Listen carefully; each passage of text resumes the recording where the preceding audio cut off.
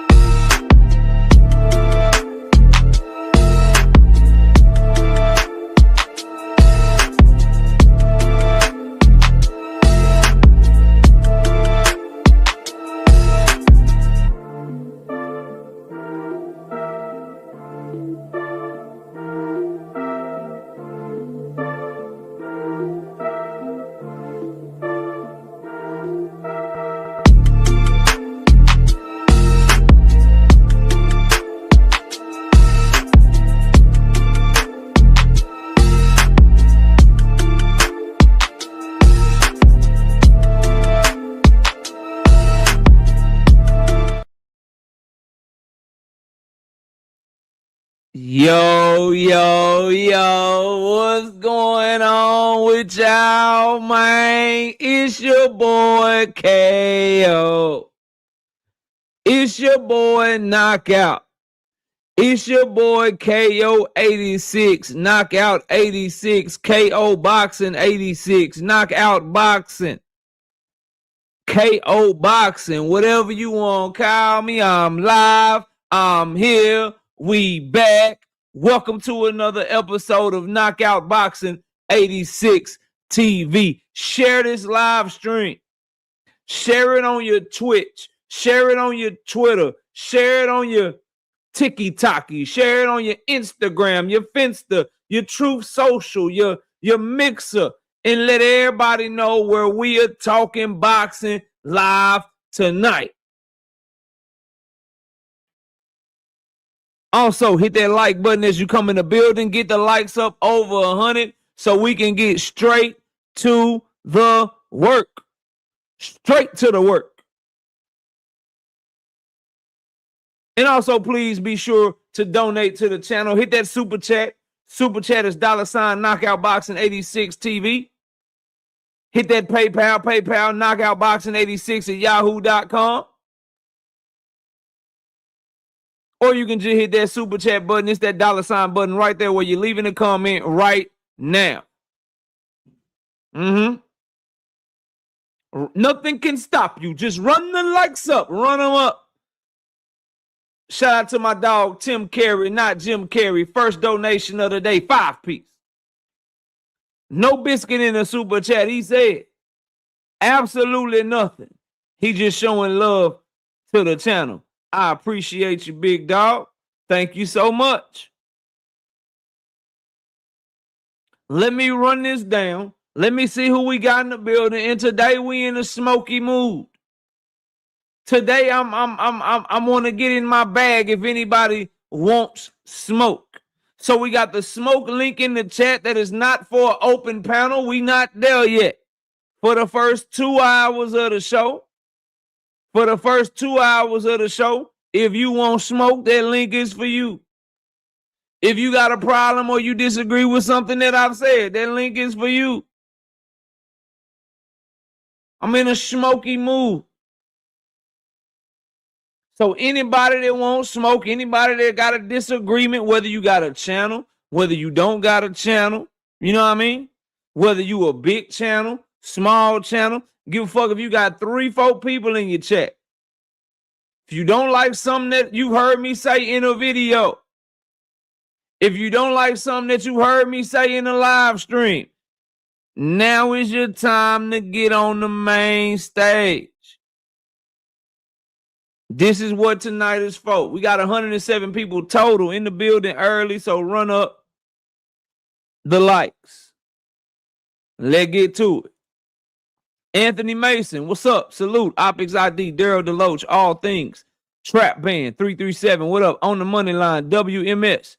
Lee Jackson, Kiro Black, Big Braille, Rastafari, Reezy, Tim Carey, not Jim Carrey, Andre, WTF, Media, Jamar Skywalker, Boxing and Barbecue. Kamal Eyes, what up, bro? I ain't seen you in a minute. I appreciate you. Always sending me the shit on the emails and shit. I appreciate you. We got Victor in the building. The 9,227-year-old OG. Thomas Hill, my dog, what's happening with you? I always bet on black in the building. Desmond Johnson, what's happening with you? Trey Skills, what up? Night Rider, my dog, managing moderator. You can give a damn you got a wrench. You fuck around with a wrench, get to talking crazy. Night Rider can and will block your ass. Keep on playing. He got something. Y'all, everybody got a Thule, right? Everybody got a Glock. Everybody got a Glock, you know what I mean? But Night Rider, Drink More Water, Miss KO, you know what I'm saying? They got that shotty bounce, that yeah, that thing that go, they got that bitch. They got the shotgun, you know what I mean? Nuke, what's happening, Nuke? Salute to you, bro. Million Films, what up? NO Boxing, what up? Ronnie Bravo, another managing moderator, got that. He got that shotgun, you know what I mean? Andre, what's happening with you? Abad Zane, what's up? Taekwon Holmes, what's good with you, bro? Al the Pal, what up? Jamar Skywalker, what's good? SBG. Mello, Boxing King, what up? Zoomverse, my dog, go sub up to his channel. What's up, Zoom? Salute, bro. Wise Sports Betting, what's good? Salute to you. One Star Ennis, what's good with you? Juice Vision, what's happening? Joseph Johnson, what's up? Homie Kurt Hurd, what's good with you? Adrian, what's up? Kadir say LOL, Smoky Mood. Yeah, what up? What's good with you? 903 Boxing. What's good with you? I hope that you would hit the link today. I seen your live stream. I seen you playing my videos. Don't worry, I'm not a hoe ass nigga. Ain't no copyright strike coming your way. Ain't no copyright claim coming your way, but we live and direct and we straightforward. If you don't like something that I say, if you disagree with what I said on the boxing topic, you more than welcome to hit that link. And we can get these bars off. Tyler Hingleton, what's happening with you? Von Doom Jr., what's good with you? Life is good, what's happening with you? I see you backstage. You can turn your camera off and then I'll let you up as soon as I get done speaking to the people.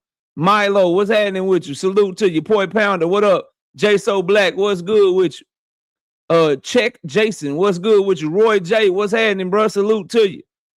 843 Outdoors in the building. Brashley McClendon, what's good? Al Chemical Chaos, what's good with you, bro? Dundrick them say we back in this. Oh yeah, you know, Thursday night we here. We working. Tyler says, I don't think none of Haino's clan wanted today, KO. We gonna see, bro. The link gonna be in the chat all night long. Mag7, what's good with you? Jamal, J-Mal, what's good? Blue, what's up? Quee's in the building. What's up, Quee? Salute to you. Y'all go subscribe to her channel. She over there cooking, doing her thing. What's good? Javon, and she'll be live tonight around like 9:30 or something. So y'all go check out Javon 856. What up? Trey W 234. What's happening with you? And I think that's everybody. We got somebody backstage. If y'all get the likes to 100, we can get the show started. I need my likes to 100. Swoosh Life, what's good? Salute to you. I need my likes to 100, then we can run it. That shit, I be rhyming without even trying, y'all. I be rhyming without even trying, bro. Once we get to 100, we can run it. Sure can. We got 135 total in the building. Y'all know where the likes need to be. Let's get there. Miles, let's get a like check going.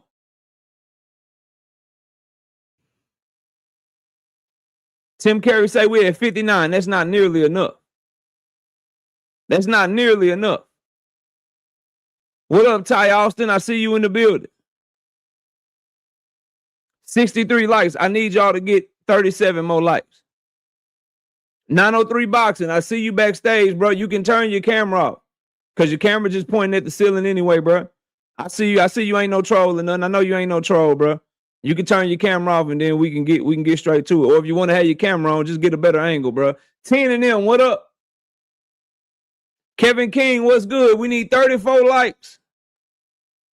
That boy Zoomverse say you a poet and don't even know it. Got that ganja, I'ma grow it. What don't stop playing, bro? Stop playing with me, dog. We got 66 likes. I need 34 people to hit the like button, man. 137 in the building total. All things say we at 70. We need 30. We need 30. Don't do me dirty now.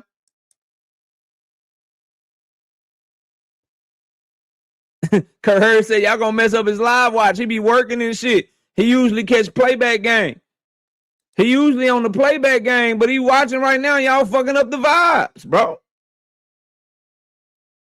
Y'all always be like, KO, don't nobody disagree with you. Don't nobody want no smoke. Don't nobody. Well, we got somebody backstage that disagree.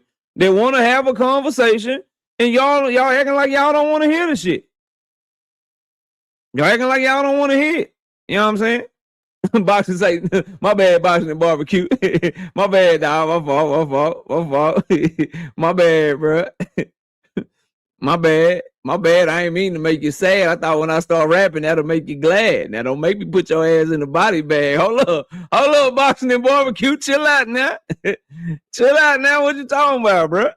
We got 79 likes. I need 21 more people to hit the like button, man.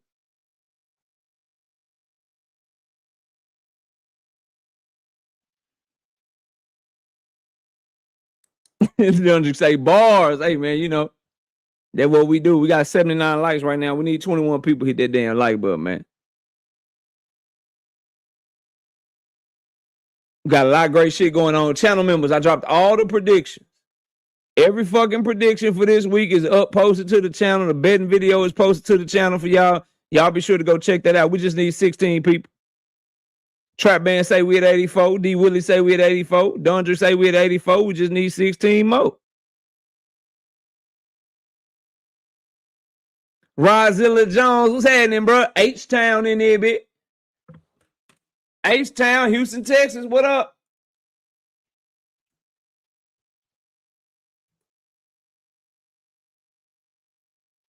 $85.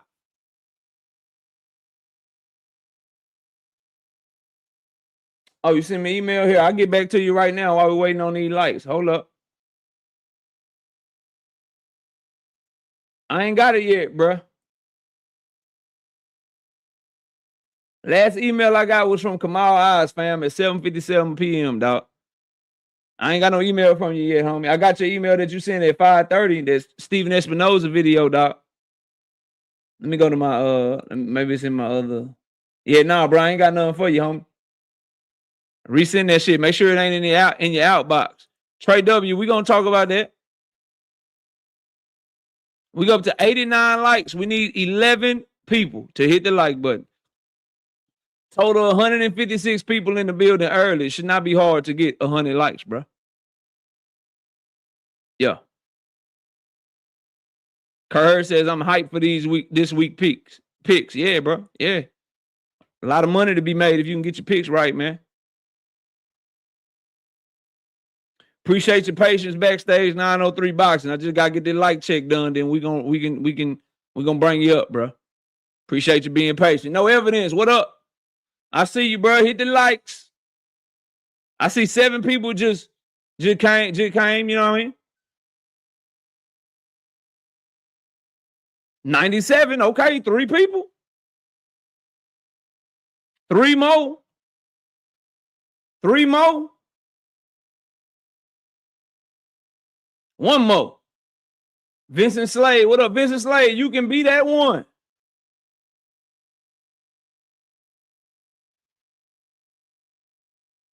$101. There we go. 903 Boxing. What's up? What's good with you, man? I'm chilling, fam. Well, so I caught your video. I said something that made you rubbed you the wrong way about something. Let's chop it up on this boxing, bro. What's good? Well, first and foremost, I want to let it be known. I didn't mean no disrespect. I don't know if you took it that way, but I didn't. It's all love, bro. It's just a boxing. It's just a boxing Okay. conversation.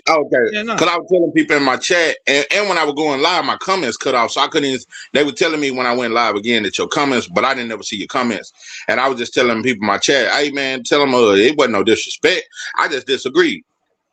No, But, that's what this platform is for, right? Like if we disagree, we both content creators. You pop in your content, y'all go subscribe to 903 Boxing.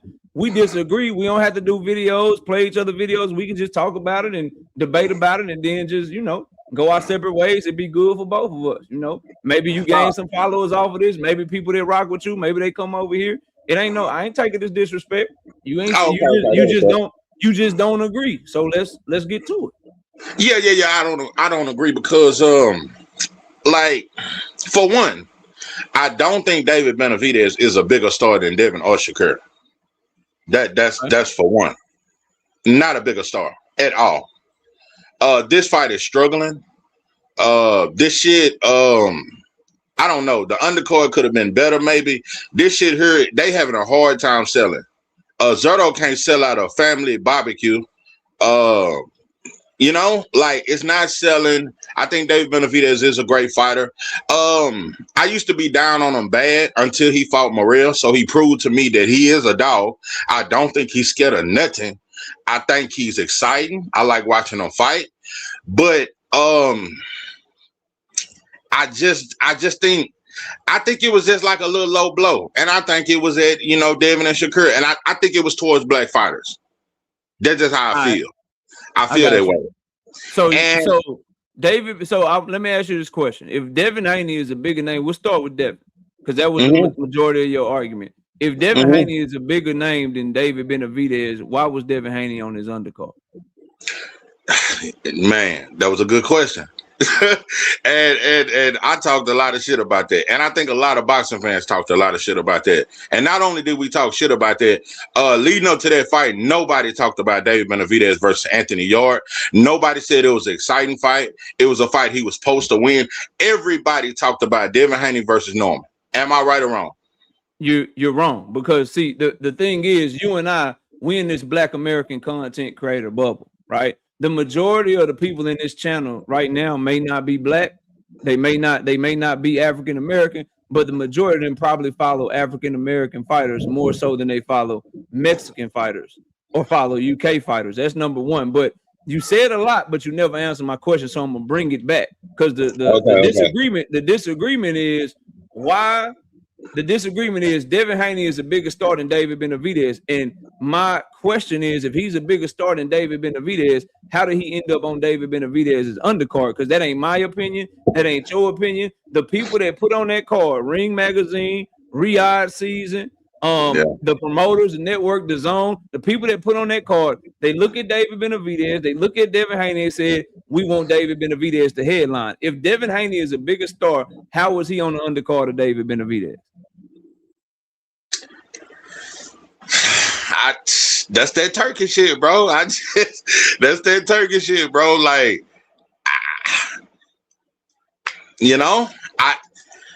number one, I just don't see it, bro. Devin versus Rigas, he put 16,000 in the arena. It was just something I don't agree with. I don't agree with David Benavidez being a headliner. I mean, I get it. You make a valid point that him being a headliner, okay, how can you say Devin a bigger star when he was on the undercard? And I talked a lot of shit about Devin. I'm like, bro, why would you get on the undercard of David Benavidez, especially if he fighting Anthony Yard? I get it. It was a bad look. It was a bad look, bro. That shit was a bad look. But everybody was talking about Devin Haney versus Norman. And I'm gonna tell you a lot more. Devin Haney got a lot more traction, in my opinion, in terms of conversations on YouTube and Twitter than David Benavidez. But conversations on YouTube and Twitter don't make you a bigger star. Ryan Garcia has more followers on social media than Gervonta Tank Davis, who's the bigger star in real life. That's not what matters. And then since there's really no answer for the David Benavidez, Devin Haney undercard point, if Devin is a bigger star, when people have the opportunity to watch Devin's last fight for free or watch David Benavidez's last fight for free, who's getting more views right now on their fight? David Benavidez. So Okay, but so let's sum this up. David Benavidez was the main event, and Devin Haney was on his undercard. David Benavidez has more people willing to watch him fight than Devin Haney has willing to watch him fight right now. But Devin is a bigger name than David? How? Okay, check this out, bro. I'm just gonna give an example. Like I can't argue with your point. You you put me in a bad motherfucker. But that's why I ain't want to debate your ass. I knew I was gonna win, but just let me talk a little shit. What I'm trying to say is, it's just like when Errol Spence and Terence Crawford fought each other. This just an example. And Pitbull was on the co-main. Imagine if everybody were talking about Pitbull and his fight over Errol Spence versus Terence Crawford. Or just like that's fucked up, bro. I get it, you're the main event, but more people is talking about the co-main than the main event. Can you agree with that? Can you agree that more people was interested? I've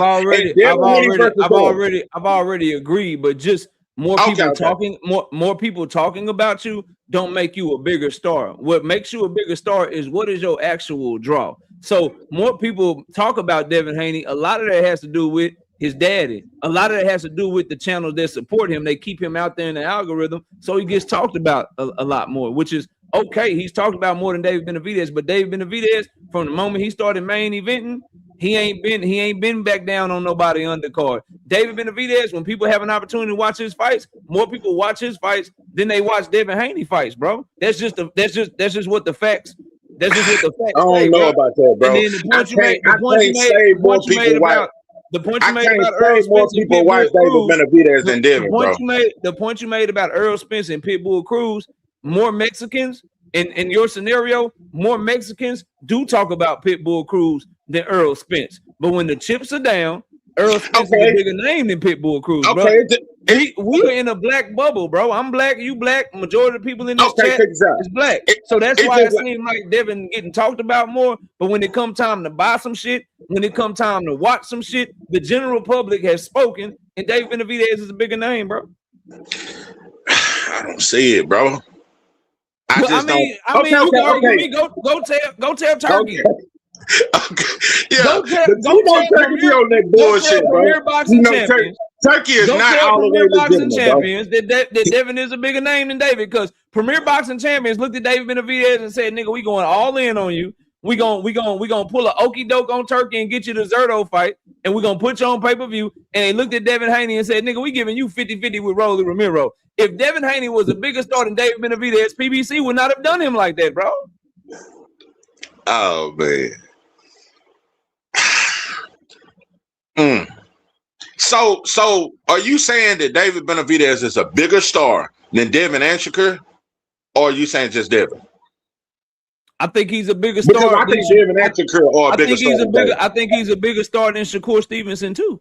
No, bro. Yeah, 100%. Bro, no, bro.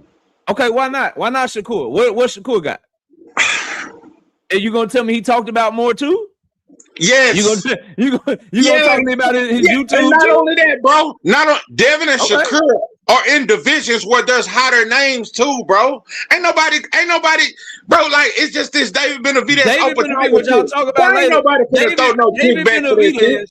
Ain't nobody finna make no rotel deal and get the wings in the flat for no David Benavidez versus Opataya or no Zerto. Ain't nobody throwing no party for that shit, bro. What you mean? Man, ain't nobody getting a rotel dip in the goddamn flats with the goddamn hidden value. Nigga, they gonna be getting fajitas and cervezas, nigga. Yeah, I know. They gonna be getting fajitas and cervezas, nigga. They got 130 million people in Mexico, my nigga. Bro, so hold on. So you said Mexico behind Benavidez?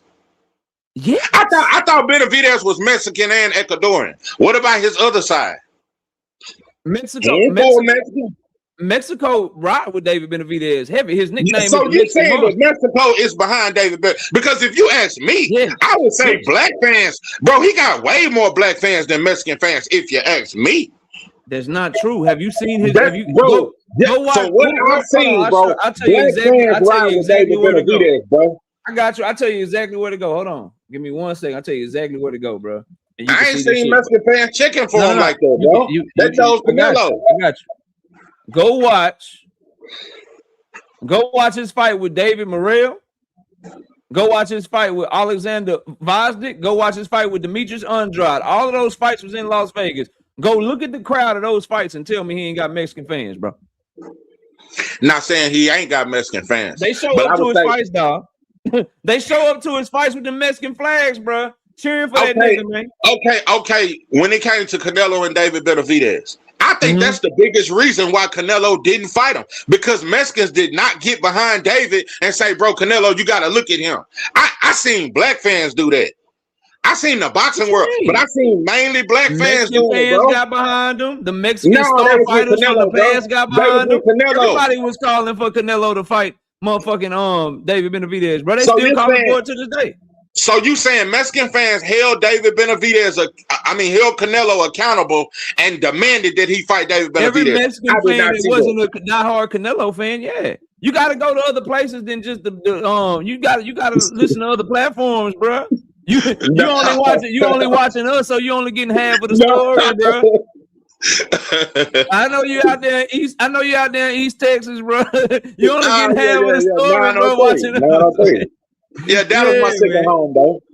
No, but so let me get this money, then I'll pass it back to you. Shout out to my dog All Things with the 5-piece in the super chat. He said absolutely nothing, just showing love to the channel. Shout out to Hunter on the Hunt with the 20-piece in the super chat. He says, how is that ninjas be waiting here before the live even begin? Probably watch every single live and know the criteria, but still will jump your ass in here and not just hit the like button. That's just lazy as hell. Like, that's right, Hunter. You talk to these niggas, man. We got 2 cents boxing with the $5 and 50 piece because she want a biscuit in the super chat. Folks love putting their favorite fighters in the Victim Olympics. Then we got Wide Sports Betting coming through heavy, gifting 20 memberships to the channel. Let me see if she caught any lurkers, y'all. Y'all know we be looking for the sneak watchers, and when you gift the memberships, them sneak watchers get exposed. Let me see if we got anybody that got caught. They got caught with their hand in the cookie jar, man. Let me see. Oh, she probably gifted it from the other. Let me go over here right quick. Okay, yeah, nah, we ain't got no sneak watchers. We appreciate you, Wide Sports Betting. Thank you so much. If you got a gifted membership, make sure you tell her thank you very much. And then we got Foxy Brown with the 5-piece in the super chat with the super sticker. She said absolutely nothing. She just showing love to the channel. We appreciate you, Foxy Brown. Thank you so much. Go ahead, bro. I'm listening, fam. Okay. Now, at this point, I ain't gonna say it was a stalemate, but nah, it wasn't no stalemate, dog. It wasn't no stalemate, dog. It wasn't no stalemate, dog. You know, it's bro, okay, bro. It's cool, and it wasn't that. Look. It wasn't that. Hey, but let me ask you this though. Yeah. Oh, okay. Now my other problem I had with you, and I still don't think David Benavidez is a bigger star than Devin Shakur. Just don't believe it. You just don't have an argument strong enough to continue that conversation. Sometimes in church you have a stalemate, bro. It's okay. It's a stalemate when you can't answer the question. Hey, nobody won that. Nobody won that. Hey, but this my other problem with you, bro. What's your other issue, bro? This is my other problem with you, bro. Go ahead. Man. The whole thing that Devin and Shakur and don't nobody want to see that, bro. Let me tell you this. This is my problem. I said in my live, bro, Tank is damn near no different from Devin and Shakur. He just got power. He just got power. He fight the same way. He used the sweet science. He boxed. He used his legs. He was on the back foot against Pitbull Cruz. He was on the back foot against Lamar Roach. He was on the back foot against Rolly. He just has more power. He boxes, bro. And a lot of people tried to say Pitbull, Tank was boring against Pitbull and he ran and all this and that. No, it's boxing, bro. It's boxing. And another thing, that's these mainstream promoters trying to promote this rock 'em and sock 'em shit. And we ain't always got to ride with that. And I'm gonna give you an example. What's the boy name? Amari Jones, 154 straight out of Orlando, Florida. His last fight. I made a video about it. And I said, bro, black fans are being convinced that we don't like the sweet science no more. We just want to see knockouts and rock 'em, sock 'em shit. That motherfucker, Amari Jones fought a beautiful fight. And he fought a Mexican that had like 23 wins with 22 knockouts. He had a lot of losses, but the whole fight, he's just waiting on the counter. So what I'm finna do, box this motherfucker. Yeah, he played it safe. He didn't really go for the kill. And after the fight, they were just like, well, why you didn't go for it? Because I know he's looking for that one big punch. If I got all the advantages, why should I give you an opportunity for your one little bullshit ass counter? You get what I'm saying? Why should I have to give up my gifts? Why should I have to give up my athleticism? Why should I give up my jab just to please fans and say I'm a warrior? I mean, why? And the same fans turned around and shitted on Devin when he tried to walk down Ryan. They said it was dumb. He should have just boxed.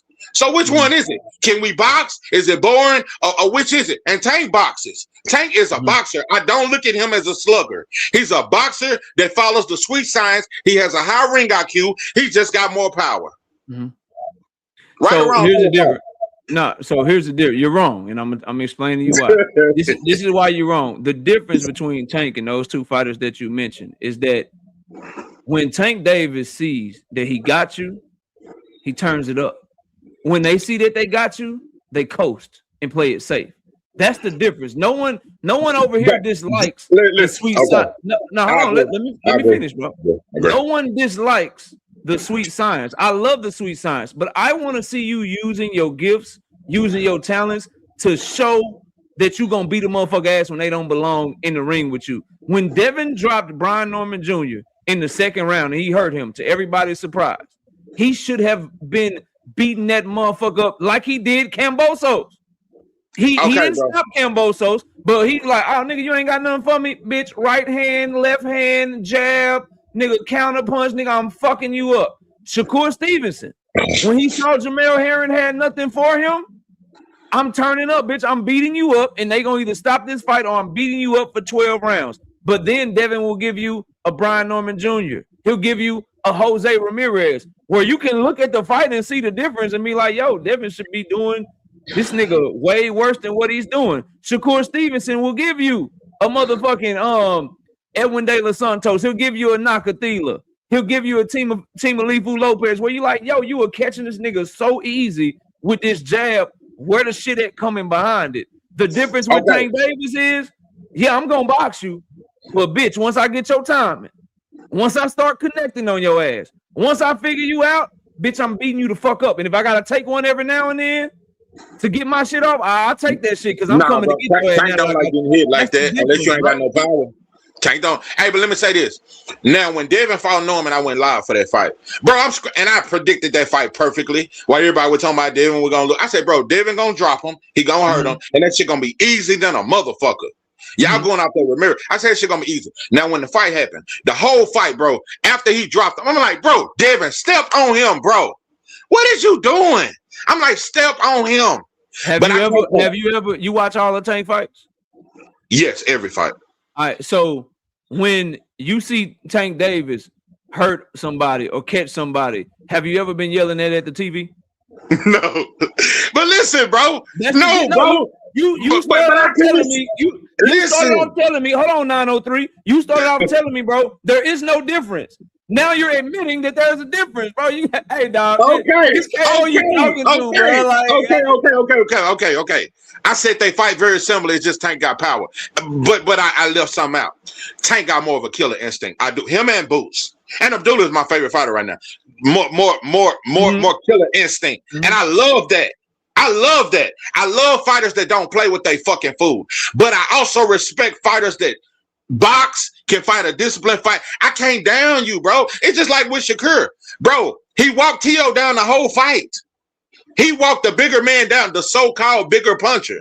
I thought he could have got him out of there, but also T.O. was waiting. He used distance control and kept him at the end of his jab and made the shit easy. He could have turned up on Team Alifu. He could have, but also T.O. was waiting on that counter. T.O. was waiting on that counter all night, and he didn't give him what he wanted. So am I more mad at Shakur or am I more mad at T.O.? If I got your timing, and that's what I'm saying, bro. That like no, I don't think he had his timing like that because T.O.'s speed difference, bro. Like okay, check this out. And I got somebody behind you. I got somebody behind you, so I'll let you have the last word. But my overall point is sweet signs don't mean I'm cautious. Sweet signs, that's what you named a couple. That's what Jaron Boots Ennis do. That's what Abdullah Mason do. These guys supposed to have all this counterpunching ability, all this jabbing ability, all this footwork, all these skills, defense, whatever. The difference is mentality. And when certain fighters feel like they got you, they keep going. They keep pressing the issue. That's what people are looking for in 2026. And to go back to your original point, that's the difference between somebody like Tank Davis and Devin and Shakur is, yeah, I'll box you. But nigga, when I got you, you're gonna have to fight me up off you because I'm not gonna stop. Like, oh, Barrios, you had some success with your 2-1. You called me good. I started dancing and shit. But once I figured you out, bitch, I beat you up from round 7 to round 11 until they stopped this motherfucker. He not content just, oh, I'm gonna sit back and box. I'm gonna sit back and chill. No, I'm gonna box you to figure you out so I can beat you the fuck up. Devin and Shakur don't do that. That's a huge difference, bro. I will say this, bro. And in your video, I'm gonna go to the next. In your video, you didn't explain it like that. I took it totally different. I took it basically what you said. If you're doing any kind of boxing, that shit lame in it. I completely misunderstood, and you didn't explain it the way you just explained it. Because I made videos saying the same thing that you're saying. I agree with you. I completely agree with that, bro. Don't play with your food. If you see an opportunity, get them out there. That's what dudes like Sugar Ray Leonard did. That's what dudes like Aaron Pryor did. That's what dudes like Mike McCallum did. They not playing with you, bro. And I agree with that. I agree with that. But I don't think it's worth shitting on you for, bro. It's just like with Devin and Norman. Bro, Devin should have definitely stopped Norman. Norman, when he got dropped, his whole confidence was gone. The boy was shook. I agree with that. The boy was shook for at least 3-4 rounds. I'm screaming at the TV. David, knock him out, bro. But with T.O., it was different. Because T.O. is more skilled. T.O. is more dangerous. He's more explosive, more athletic. So I can understand Shakur, and she's steady coming forward. I could understand why Shakur was a little hesitant because T.O. is very explosive, very fast, and he does have a high ring IQ. But when it comes to the Devin and Norman, I definitely saw that Devin could have got Norman out of there. I think Shakur getting T.O. out of there was much more dangerous. Already, I ain't mad at you. I'll give you the last word on that. But salute to you, bro. I appreciate you coming up, and you're more than welcome anytime, dog. Already, much love to you, bro. Same to you, man. KQ, what's up, man? What's up, man? Man, I was going to holler at my man 903 Boxing, man, but I was going to say that I just want to talk on David Benavidez for a second. First of all, David Benavidez and Canelo, that fight should have been made years ago. Mm-hmm. Canelo didn't want to fight him because Canelo knew what type of monster David was. And you know how I talk to the Benavidez all the time. And that fight still could have been made. Now, allegedly, he's supposed to be at the fight Saturday night. Now, is he going there to scout out David, or he just going there as a fan? I don't know. I can't tell you. But one thing I do know that Canelo, first of all, he came up with many excuses. Well, he don't talk to me right. Everybody else, which I saw Terence Crawford, Jaime McGear, Edgar Berlanga, they're all treating him like he was the president, which is not, which who gives a shit? But David Benavidez is one of them throwback fighters that we want to see today. Yes, we do like to see the boxing skills. We like to see boxing and power. No, Devin don't have no power. He knows that, so he's not gonna go into a dangerous situation because he just don't have the power. And that's why he blows up so much after he weigh in. I mean, let's be honest, all right? Let's stop faking the funk all the time. It is what it is. No, of course, David Benavidez now is going up and fighting Zerto Saturday night and coming back down and finish what he started. Now, Canelo will be fighting Mabili. Now, Mabili, of course, Canelo got 2 more fights, he say? One this year and one next year. But I think David Benavidez is one of them stars rising on the rise for the Mexican people. And yes, for the American Mexicans, the Chicanos, and the Black Americans. So that's a fight for everybody. He's a new, I could say, maybe different Oscar De La Hoya. Remember Oscar De La Hoya? Well, you probably don't. When he first came out on the scene, everybody loved him because he was a Chicano. He was a Mexican American. And they loved him. Even the black people loved him. So that's what David Benavidez is right now. So that's all I want to tell my man. No, the Mexican people is right behind David Benavidez, and he will see that Saturday night. Already. Salute, KQ. Y'all come catch us All Sunday right. mornings, 9 a.m. Central Standard Time. I'll see you later, okay? Okay, see you later, bro. All right. Shout out to Curtis Robinson with the 5-piece in the super chat. Says, great content, brother. Supporting the cook. You know how I do, KO. Blessings. Chat. Shout out to Outer Power with the 5-piece in the super chat. Says, David, not the B-side on headliners.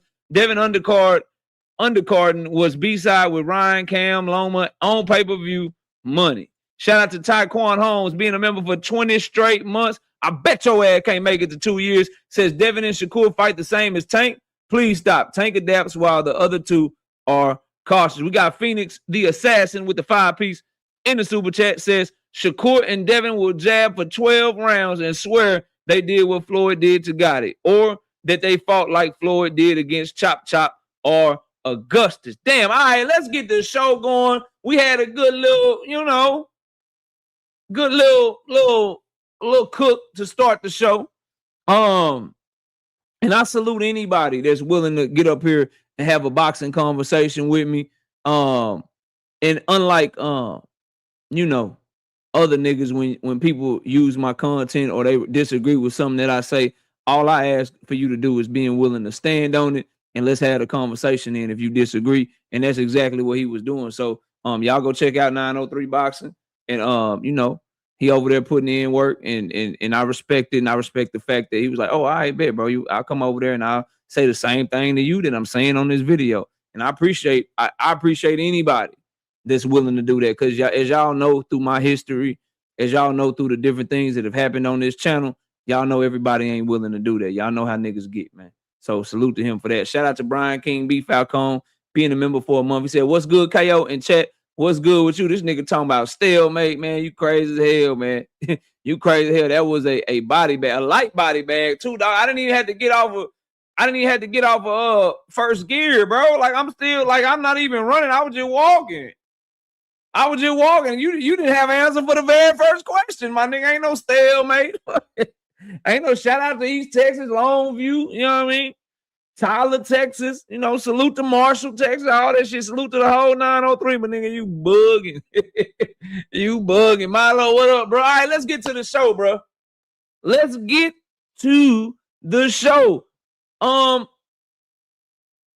David Benavidez getting clout chased by Canelo Alvarez right now. David Benavidez getting clout chased by Canelo Alvarez right now. That shit sound crazy, don't it? That shit sound wild. Eugene Johnson, what up, bro? Salute to you. Let me explain to you how this boy do to Devin Haney. Do to Devin Haney. Y'all know how Devin used to get down, bro. Tank Davis have fight week. Devin like, nigga, I'm going to do a media workout in the same city at the same time. Y'all come see my media workout. I'm from nigga, what? Tank Davis fight week, nigga. I'm doing the media workout, doing the fight week and shit. Oh, Tank Davis fighting Hector Garcia, nigga. I'm finna drop this sparring footage to show Hector Garcia, nigga. Let me show y'all me sparring Hector Garcia. We grab some clout off this shit. Canelo Alvarez doing Cinco de Mayo. Said, nigga, oh, David Benavidez fight week, nigga. Let me go ahead and announce this Christian and Billy shit. Let me go ahead and announce this Christian and Billy fight real quick. Let me get some of this Cinco de Mayo shine on me and shit, man. I see you backstage. Give me a second. Let me get some of this Cinco de Mayo shit in me, man. Let me announce my fight doing motherfucking David Benavidez fight week. It ain't no fun when the rabbit got the gun, is it? It ain't no fun when the rabbit got the gun. You fighting Christian and Billy in Saudi Arabia and don't nobody give a fuck. This fight been done. This nigga waited on motherfucking David Benavidez fight week to announce this shit. Ain't this a bitch? Ain't that a bitch? Shit crazy how shit work out, ain't it? Shit go crazy how shit work out. Now you using his fight with Zerto to let the people know that you fighting too. They all already paying attention to the Mexicans in the boxing world. Let me announce my shit too. Nah, it's on ESPN here. I'll show it to you. I got you. Don't worry. I don't do the capping. You know what I mean? I don't do the capping. There you go. Canelo Alvarez to face Christian Mbele in September. This is on ESPN. Andres Hale, the nigga that took Mike Carpenter's job. Tis official. All right, y'all give me a second. Julian, what's up? What's good, KO? You hear me? I can hear you loud and clear. What's up? Nah, I wanted to ask about that Tank versus Kid fight, Kid Austin. What's your question? I seen you made a video saying, basically making a video like nobody would want to see that fight. But when Shakur about to fight that dude, wasn't that a big fight? We all was talking about it, right? Shakur Yeah, versus Kid Austin. we were talking about it, but it wasn't a good fight either. I'm saying, so you'll rather see Tank fight Pitbull Cruz, who he beat with one hand, than Kid Austin, a young dude, explosive, Tank coming off a year layoff, older, getting older in age. Like I don't see how the Pitbull fight is bigger, but I don't know if I'll be more Pitbull excited. is also a proven and better fighter than Floyd Schofield. Yeah, but I'm saying, but which one would be more excited? Like if Tank announced Pitbull Cruz, because we know that he can be more competitive. But how do we know? Tank beat him with one hand. Because Pitbull Cruz, if Tank Davis is not on his game, Pitbull Cruz can really give you trouble with that pressure, that relentlessness, that chin. He can be a problem if you ain't all the way on your game. He's coming off of a draw against Drawmon Roach. A lot of people feel like he beat Drawmon Roach. I'd rather see a former champion who's been sturdy, who shared the ring, who took Tank Davis's power. Well, now don't get me wrong, they both not good fights. So I'm not saying Pitbull Cruz is a good fight. I feel you. But Floyd Schofield coming off of Tevin Farmer, Floyd Schofield coming off of missing 2 fights because he pulled out of 2 fights. Nah, bro. Your best win is a nigga that got 8 losses in Terence or some shit. Nah, I'm saying, but we acting like Floyd is number 1 for Tank belt. He's number 1. So we acting like Kid ain't did nothing. Like he's number 1 for the belt. So he hasn't done anything. What has he done? What has he done in the sport? What has he done in the sport, bro? What do you mean? So you just said we act like he ain't done nothing. What has he done? I'm saying, so you gotta do something to get a Tank fight? I'm not saying that. I'm saying there's better opponents, and Pitbull and Drawmon Roach would be 2 of them. Abdullah Mason would be another one. Raymond Murataya would be another one. All them champions at 140 will be another. Gary Russell Jr. And that's another trash fight. Will be another one. It's so many fights better than Floyd Schofield, bro. I'm saying the same thing you said about Pitbull. His daddy is calling him a tune-up. Julian, did you hear what his daddy said? His daddy called his own son a tune-up for Tank, bro. But KO, Pitbull is a tune-up too. Pitbull is a tune-up for Tank. I don't disagree. He better than Floyd Schofield, though. We don't know because you know what he is. He confident. His Mexican fans feel like he won. If Pitbull and Kid fought, you wouldn't be like, oh, Pitbull about to knock him out. You wouldn't know who to pick in that fight. If Pitbull Cruz and Kid Austin fought, I would definitely pick Pitbull Cruz. All right, 100%, bro. All right, I'm saying the same thing you said about Pitbull. If taking on his game, he can get caught. Kid can do the same thing. Kid is explosive. If taking on his shit, he can get caught. But Pitbull Cruz has a better chance of actually taking Tank Davis's punches, in my opinion. I mean, I don't trust. I saw Floyd Schofield get hit. I saw Floyd Schofield get hit by Renee Tellez, Jaron, and miss his goddamn stool because he was still shaking up. No, yeah, I feel that. I mean, but shit, if you want to name dudes getting knocked down, I think you going with. I think you going with because you ain't never. I think you going with because you ain't never. I think what you doing is, and I ain't got no problem with it. You just ain't never seen Tank versus Floyd Schofield, and you don't want to see him fight somebody that he fought. Nah, yeah. I think that's your main. I think that's your main. Your main issue, bro. And he gonna do Schofield even worse, bro. Yeah, that's cool though. But at least it's a new fight, and like you said, everybody. It can be new, but do you think it's better? New don't automatically mean better.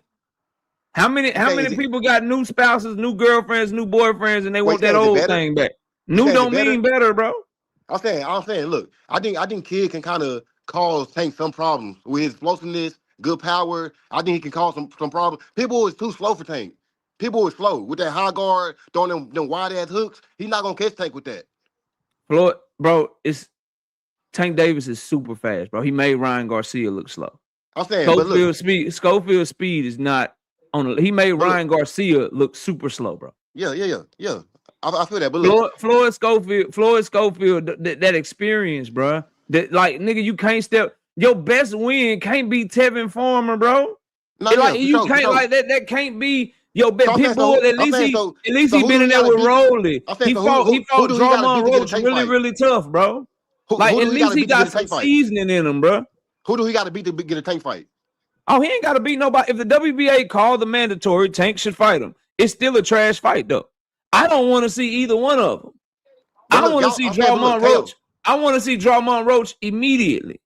Immediately. That's what I want. But if you tell me Pitbull Cruz or Floyd Schofield, who do you think is going to give you a more entertaining, competitive fight with Tank Davis? I'd pick Pitbull. I don't know. I think Tank is gonna box him. It's gonna be like everybody gonna be mad. Like Tank ran, he just boxed him. I think Pitbull. I think Kid and if Tank. You know anything about Tank Davis, Kid versus Tank, somebody get knocked out. If you know anything about Tank Davis and what he's dealing with, and when he has outside the ring troubles or whatever, when he comes back, he don't be coming to box, bro. Nah, yeah, I feel that. But look, KO, I think you understand. Like, I think looking at Tank last performance versus Lamont Rose, everybody was like, Tank gonna watch Lamont. The same thing you saying, like he gonna watch Kid. I want to see it though. Like I want to see Tank versus these explosive black fighters. And then when Floyd Schofield get in that bitch, and because you got like Drummond Roach to his credit, bro, and Pitbull Cruz to their credit, they went in that bitch and they fought Tank like they fight everybody else. Do you trust a 23-year-old who doesn't have the experience, whose biggest moment was stopping a 36-year-old fighter who already had 8 losses and been stopped multiple times? Do you trust that guy to get in the ring with Tank and not pull a Frank Martin? The press conference, Tank barking on that nigga. I think Floyd Schofield will get in that bitch and be like, yo, why Floyd Schofield on his back foot? Why is this nigga running? And then the other thing, Floyd Schofield, in my personal opinion, studying and following the sport of boxing, I feel like, this is my opinion, I can't prove this shit. Yeah, go ahead. Feel like the last time he missed the fight is because he's struggling to make 135. That's a muscular kid carrying a lot of motherfucking muscle. And that's what I'm saying. Also, he a big ass dude. He bigger than Pitbull. You know who else was real? You know who else was real muscular? Yeah, Frank athletic. Martin. Yeah, I know Frank Martin. And had a tough ass weight cut. And Floyd Schofield hasn't been in the ring in a year. Yep. The same as Tank, and Tank is older. Pitbull just fought in December. Yeah, okay.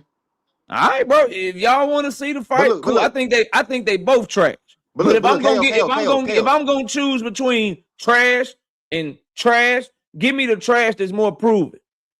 Don't give me the trash that's not proven or whatever, bro. So KO, you say you don't like Kid Dad. You wouldn't want to see Tank knock that nigga out and be like, all right, set your ass up now. No, I don't want to see fights because of how I feel about people's trainers. And I want to see fights. It's not a bad fight. I think it's gonna be good. He deserves to fight too. He is number one. So I want to see. I want to see my favorite fighter go get that Drummond Roach shit back. That's what I want to see. Yeah.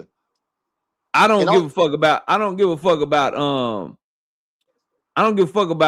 motherfucking Schofield daddy, and I want to see him get knocked out because his daddy be lying or whatever. Honestly, too, bro. Because I'm a fan of another guy. Honestly, Schofield is really Abdullah Mason work. No, yeah, I feel that. If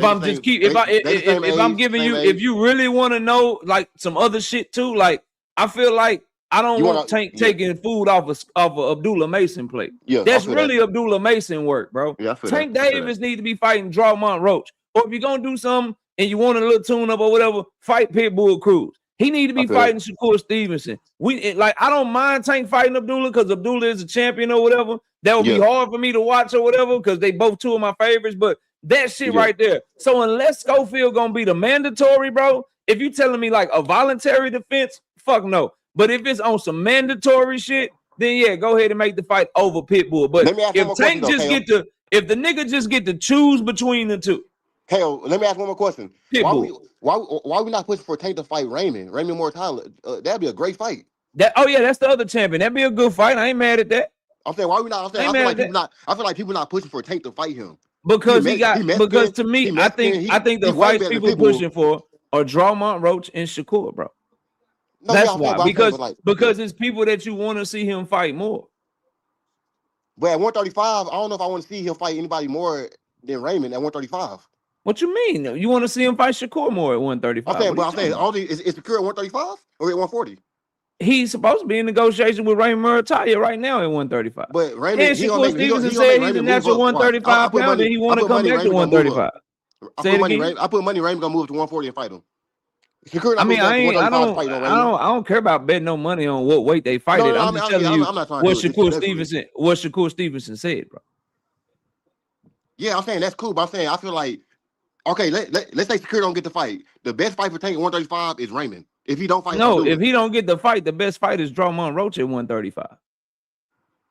Yeah, okay, yeah, I agree with that. Yeah. So I got somebody behind you though, bro. You got anything else? No, yeah, you good. Appreciate it. Salute to Julian, man. Manager Marty, what's up, bro?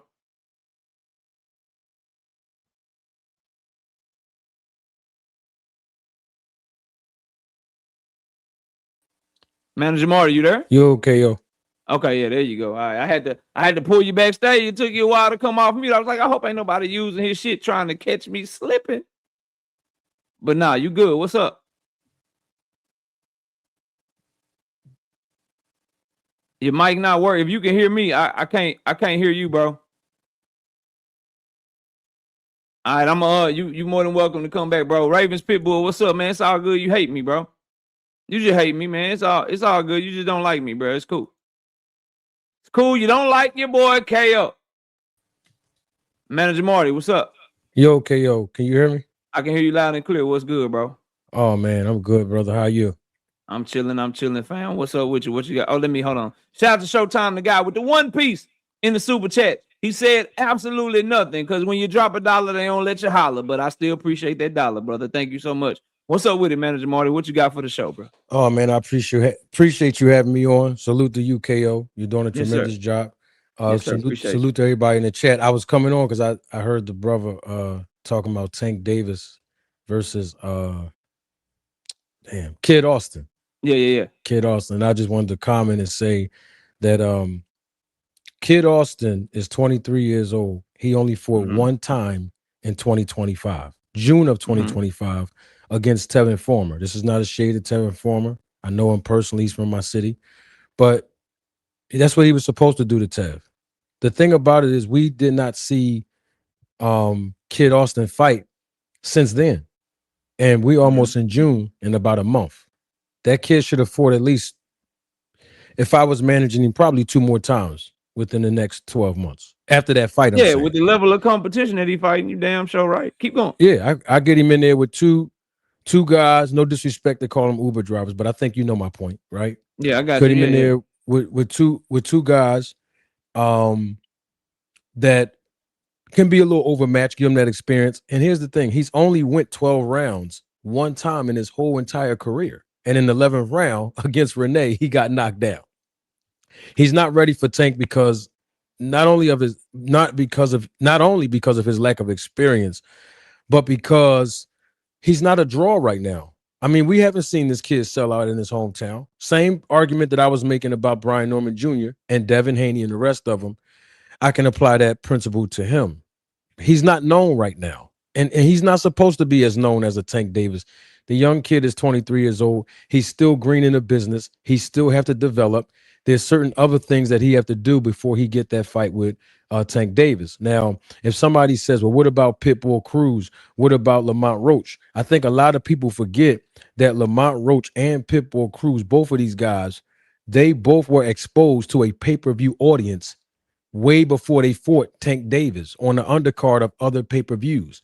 And that's a great strategy that promoters use to give them that exposure, because there's two types of audiences in boxing. You have your casual fan, and you can include a hardcore fan, meaning a hardcore fan and a casual watch boxing on a streaming platform for free, or let's say ESPN Plus, right? But then you have a totally separate demographic that promoters are targeting, and that's the pay-per-view audience. Those that are going to buy right then and there for one night of an experience.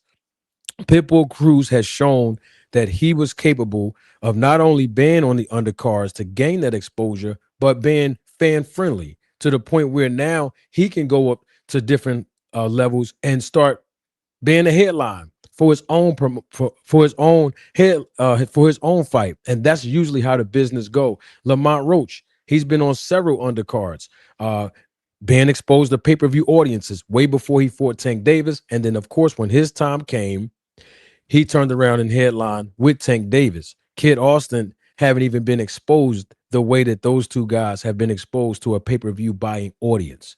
So he's definitely not ready. I mean, I hear his dad and I'm talking, and look, that's what they're supposed to do. Supposed to call out the big names.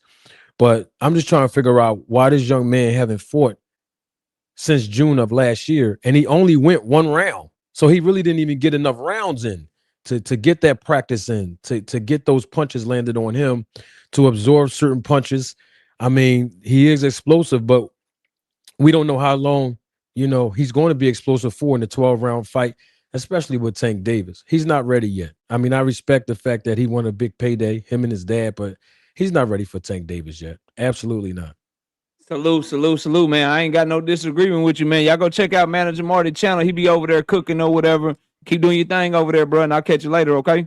Appreciate you, big dog. Thanks for having me. Yeah, salute, man. Salute to Manager Marty. All right, let me get this screen back right. Okay, all right, and so as I was saying about David Benavidez, and salute to everybody, bro. We're getting a little smoke today. It's not, not too crazy, but I appreciate the people that's coming up to make their voices heard. Salute to y'all. So, but my point is this, bro, on the Tank and Floyd Schofield thing. If it's his man, though, he should fight the motherfucker, right? But if you just doing a voluntary defense, you should take the bigger fight with the more proven fighter that was actually competitive enough to go rounds with you. Because we've seen what Tank Davis does to muscle-bound, inexperienced fighters that think they athletic. Like, do we really, like Floyd Schofield will be reacting to every motherfucking feint. He will be cutting a shit ton of muscle trying to make 135. And he will get in that bitch, and you will know by round 3, is that motherfucker getting tired already? It will be Frank Martin 2.0. At least you know Pitbull gonna bring it and really ask some questions of a nigga that people got questions about whether or not he is all the way locked in. But both fights undesirable to me. Y'all know the fights I want. So don't nobody misconstrue what the fuck I'm saying, okay? But back to David Benavidez and Canelo. I just love the fact that David Benavidez is fighting on Cinco de Mayo. Fighting on Cinco motherfucking de Mayo. Nick J. Queens of Boxing Talkers in the building says use him as a tune-up. I ain't mad at that. His daddy think he a tune-up. His daddy think he a tune-up. Trash ass fight. That's all I'm trying to get people to see. I wasn't high on the fight when it was Shakur versus Schofield. And the difference between Shakur and Schofield is Shakur hadn't shown us what he does to an inexperienced athletic fighter yet. Tank Davis has already showed what he gonna do to an inexperienced athletic fighter. I've seen that movie before, but it is what it is. If they make the fight because he the Mando, they make the fight because he a Mando. And cross promotional, that's the Golden Boy PBC cross promotional shit. Nah, I ain't fucking with that shit. I ain't fucking with that shit at all. But if y'all like the fight, we're gonna definitely cover the shit. It's Tank Davis at the end of the day. But back to Canelo and David Benavidez. We got 306 people in the building. Please smash the like button, get the likes up over 225 likes if we could. Now, I just love the fact that during David Benavidez fight week, Canelo Alvarez is running around this motherfucker, announcing his fights, trying to show up to the fight, still trying to, I guess, be like, hey guys, remember me? Cinco de Mayo is really my date. Cinco de Mayo is really my date. Fighting in motherfucking Saudi Arabia on Cinco de Mayo against motherfucking William Skull kind of seemed like that shit coming back to bite you, huh? Even the Canelo Alvarez seems to have lost some market value fucking with Turkey a la Sheik. Fighters who fan bases are Mexican and Mexican American, you should have your ass fighting in Mexico or you may end up having to lose your motherfucking date and Clout chasing off a motherfucker that was chasing you.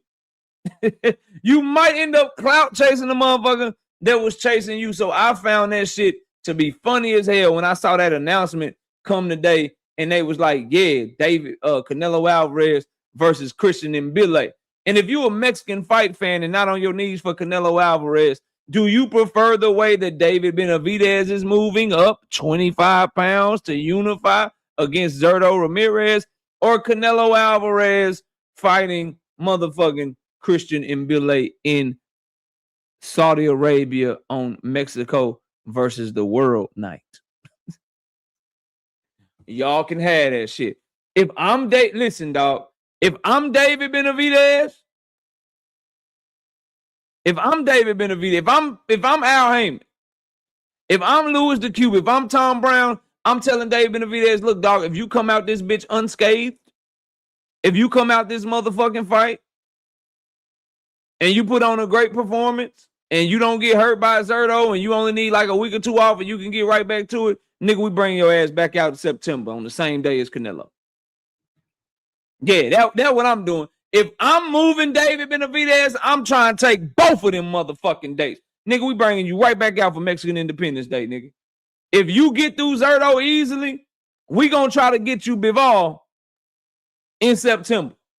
On the same, whatever date Canelo fighting in September against Mbile in Saudi Arabia, nigga, you fighting against Dimitri Bivol in motherfucking September in America, nigga. That's what they should do. That if they smart, take advantage of this shit. Give people a choice. And you know, diehard fight fans like us, we gonna watch both of them bitches. We gonna watch Canelo and we gonna watch David Benavidez. And then you gonna get to decide what you think the better fight is. David Benavidez fighting Dimitri Bivol for undisputed,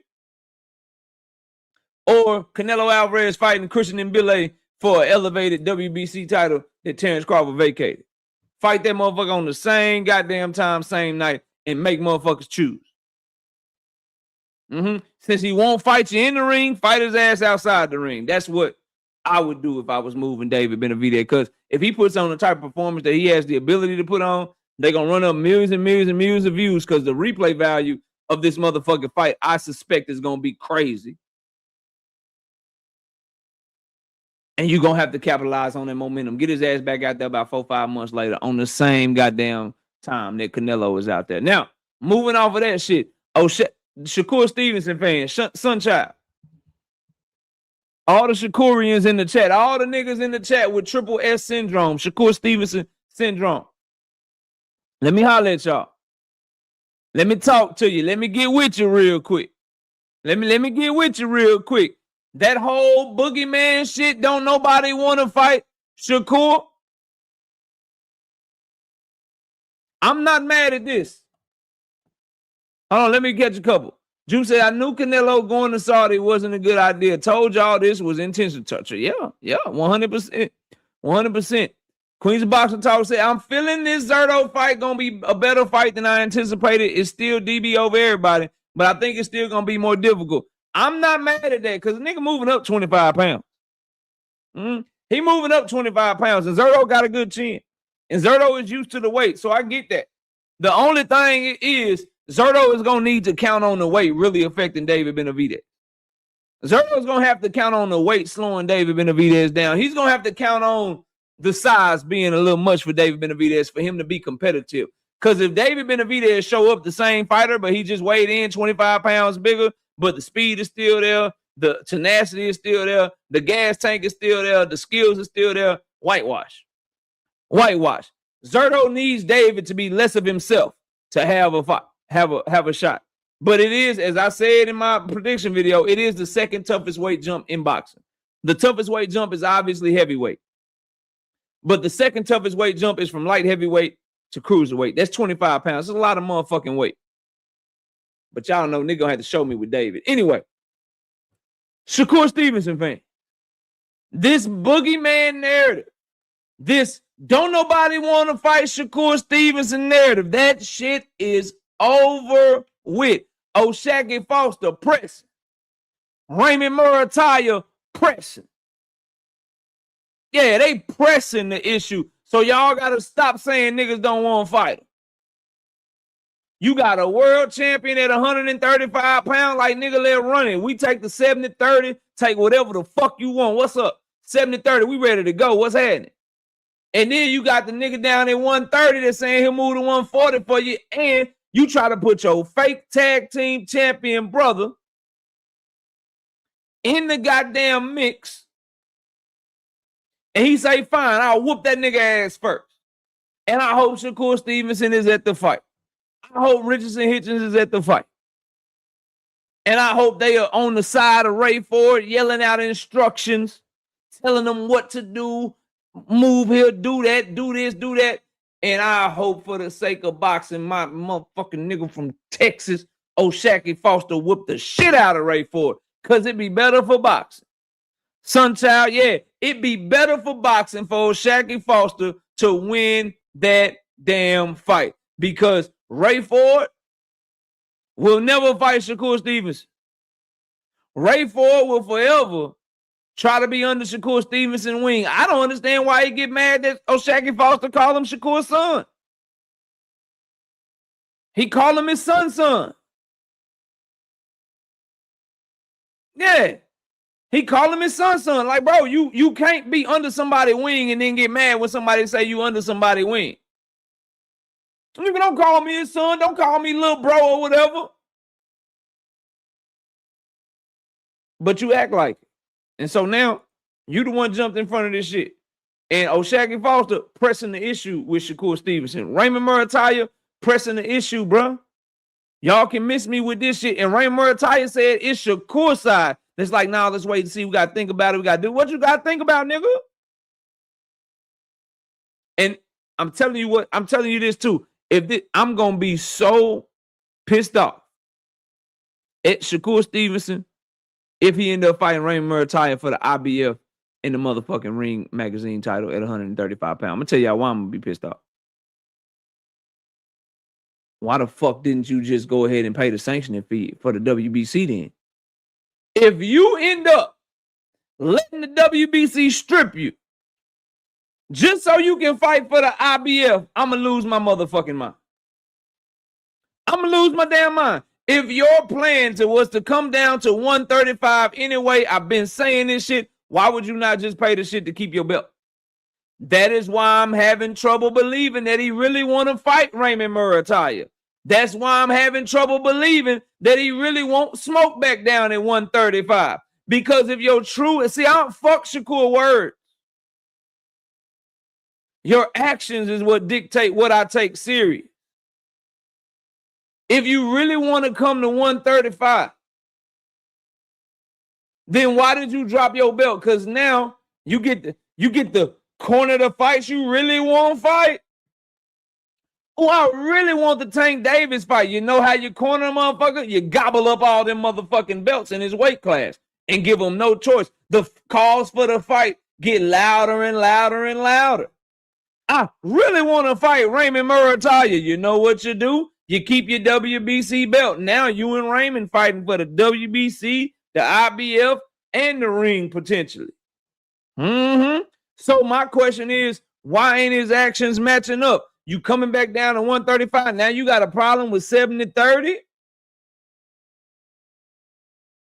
He need to fight that boy, man. He should have kept his WBC belt, but he need to fight Raymond Shakur versus Raymond. That's the Shakur Raymond, Tank Drummond Roach. That's my 135 motherfucking wish list right now for the middle of the year in the fall and shit. And then the winners, get it cracking. Shout out to Dundrick with the 5-piece in the super chat. He said, nah, why Bivol and Better Beef get to stay at 175 and never get asked to move up? They ain't going to challenge themselves ever. They should move up, but that's a tough-ass jump. That's a tough-ass jump. Think about history, bro. Sergey Kovalev stayed at 175 for as long as he could, and then he finally moved up to 200. He finally moved up to 200. Bivol, Better Beef, they stand at 175 as long as they can. That's a big-ass jump. Like, you got to understand, bro. It's different to be fighting Joe Smith Jr. for Bivol and Better Beef to be fighting each other for titles. That shit different than fighting Jai Opataya for a motherfucking title. Them punches is a little different. Them punches is a little different, bro. That's why they staying there, dog. But Benny is a big ass dude. Benavidez ain't little, bro. He ain't little. That 25 weight jump, them boys trying to be smart. They gonna keep sucking that shit down, man. They gonna keep sucking that weight in, making that weight and shit. Yeah, they gonna keep doing that shit. But they both about 5'10", 5'11". They don't look like big ass light heavyweights and shit. So, you know. But I get what you're saying, Dundra. You know, niggas be asking different things to different fighters and shit like that. But I want to hear from the Shakur fans, bro. What's up, man? Y'all boys gonna fight Raymond Murataya? Y'all gonna fight Raymond Murataya? Remember, he don't wait on nobody. He don't need nobody. He ain't waiting on nobody. He don't need nobody. He don't speak on people that feel like they need him when he don't need them. Well, you can chart your own path because there's some good ass fights. You can chart your own path. You can chart your own path. You want people to really believe that defense? You want people to really believe that motherfucking distance control? Nigga, out distance control and pot shot Shakur Foster to a motherfucking 10-2 decision. Sit out at distance with Raymond Murataya and pot shot him and outbox that motherfucker. Cause I don't care what y'all say. Y'all not finna tell me that the gap between Andy Cruz skills and talent and Shakur Stevenson is some motherfucking wide ass gap. Y'all not gonna get me to believe that shit. Y'all not gonna get me to believe that Andy Cruz counterpunching ability, boxing ability, lateral movement ability. You're not gonna get me to believe that shit is not right there. Right there. Yeah, it's right there. I don't give a fuck what y'all tell me. Shout out to my dog Sunchild, man. Sheffer Speaks, what up? But shout out to my dog Sunchild with the 5-piece. No biscuit and super chat. Said Murataya talks confirmed. Should be a matter of time. And I really want Shock to win. That's because you believe in Shakur Stevenson. I'm not mad at that, bro. What I'm asking is this, though. What else do they need to talk about? If Raymond Murataya is telling the truth and ready to take the 70-30 or whatever, then what's the problem is, homie? What else is there to talk about? We got my dog Drink More Water in the building. What up? What up, bro? Salute to you, fam. What else do they need to talk about, Sunchild?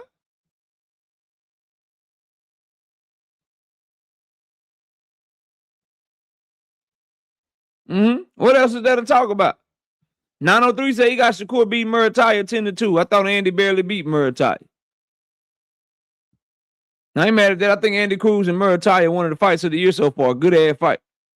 What I'm telling you is Murataya can fight. And if you just gonna stand in front of him and y'all gonna both, you know what I'm saying, try to fight at mid-range or whatever, he got hand speed, he got reach, he got some shit with him. Shakur Foster got some shit with him. D-Free, what's up, homie? And what I want Shakur fans to understand is the days of don't nobody want to fight Shakur Stevenson, that shit over with. The world is ducking Shakur Stevenson, that shit is over with, bro. It was never true, but that shit is over with. That shit is over with. 135 can get booming, bro. Anthony Mason say Stevenson in the driver's seat. He in the driver's seat with Murataya. He in the driver's seat with Shakur Foster. He's in the driver's seat with everybody at 135 pounds. Not named Gervonta Tank Davis. But then by driver's seat, it's really just people under the zone. And then really furthermore, in the driver's seat with who? Because who putting up money for him? Who is he signed to? What the fuck is going on with him? Crucial Content says Drawmont says he want that curve smoke too. They friends and shit. But I saw the interview. Let me pivot to Drawmont Roach too, by the way. He said he might start stopping motherfuckers. He said he might start stopping motherfuckers. He said Abdullah Mason, he said Shakur Stevenson, and he said Raymond Murataya. It's one name he didn't say.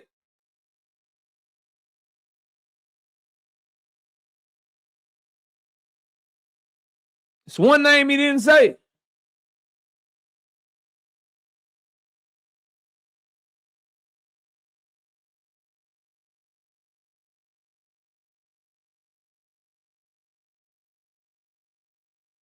let y'all think about who that is. Terence Crawford. Let's move to the Terence Crawford. Say he end Jaron Boots in his career. He said he would have ended Jaron Boots in his career. And then I had a lot of bug. I went to Cam J. Salute to Cam J. I was at Cam J today. I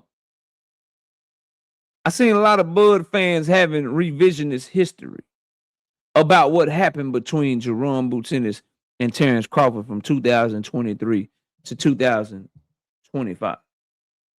I saw that.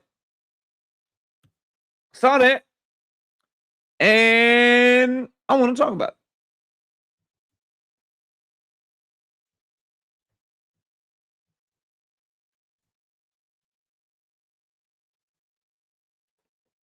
I want to talk about it. Yep, I want to talk about that shit. Sure do. Give me 1 second. Give me one.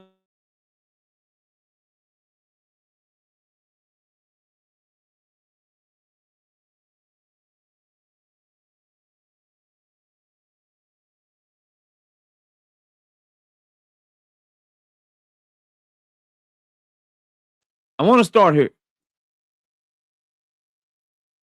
This is after Canelo. Back down to 154 and face Jaron Ennis, the guy who prepared Canelo Alvarez for this fight. Nope. I ain't going down 154. All right, so no, that's after the Canelo fight. That's after the Canelo fight. Give me 1 second. I had this other one.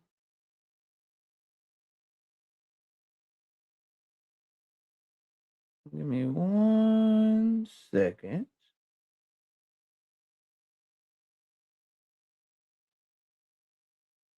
Here it is, right.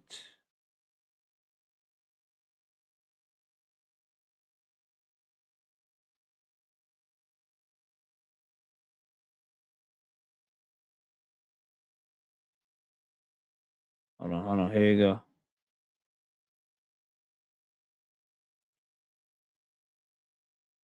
Here we go. Let's see what he said about 2 years ago. Right. Now that can happen because we have the same weight class, but at this point in time, I'm looking for bigger and better opportunities like Charlo. I was in the moment. I just thought to let him know that, I'm coming for him too. I really don't care for dude. Oh, you don't like him? I wouldn't say I don't like him because, I don't have no, reason not to like him personally. I just don't care for him. Charlo holds all the belts at 154. I hold all the belts at 147.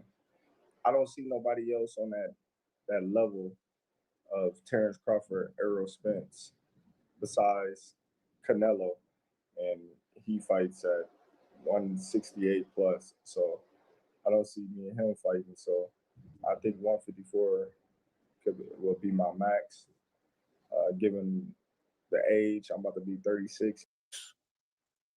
So that's him saying no to Boots Ennis right there, and that he wanted Jermell Charlo after the Errol Spence fight. See if I can find. And Floyd has praised him. Leonard Ellerby has praised him. Roy Jones has praised him. You're focused completely on Errol. But do you look at Jaron and say, look, man, I gotta fight this dude. He's fighting his ass off. Everybody praising him. That's a dude I need to fight maybe after the rematch.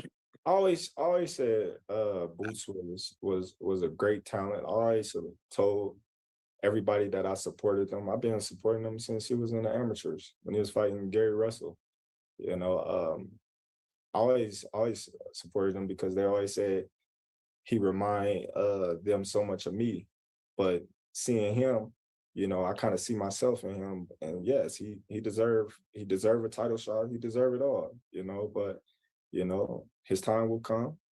But right now, you know, business is business.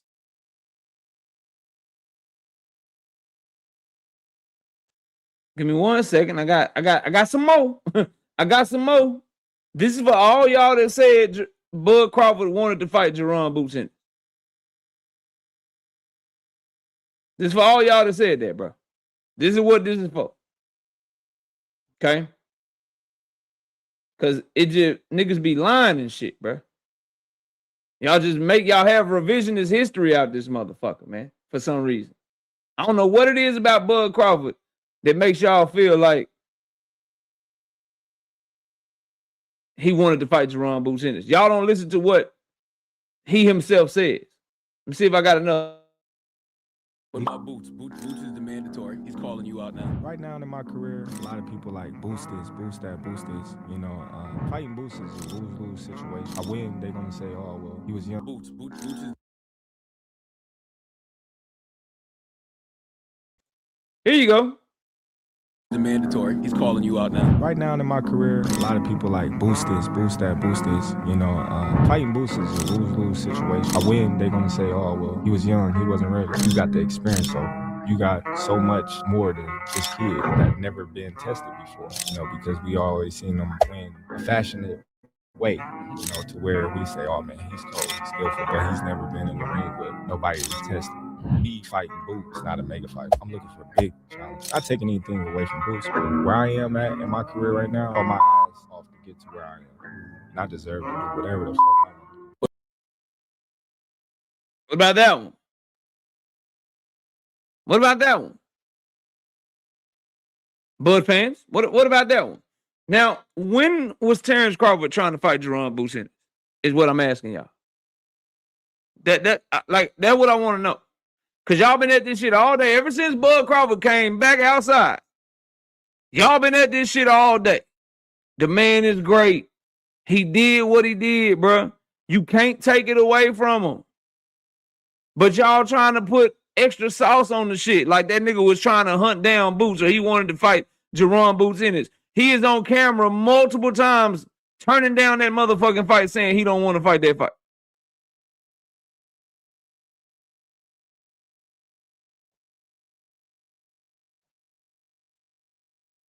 When BLK Prime called his ass, I was here the entire time. Give me a second.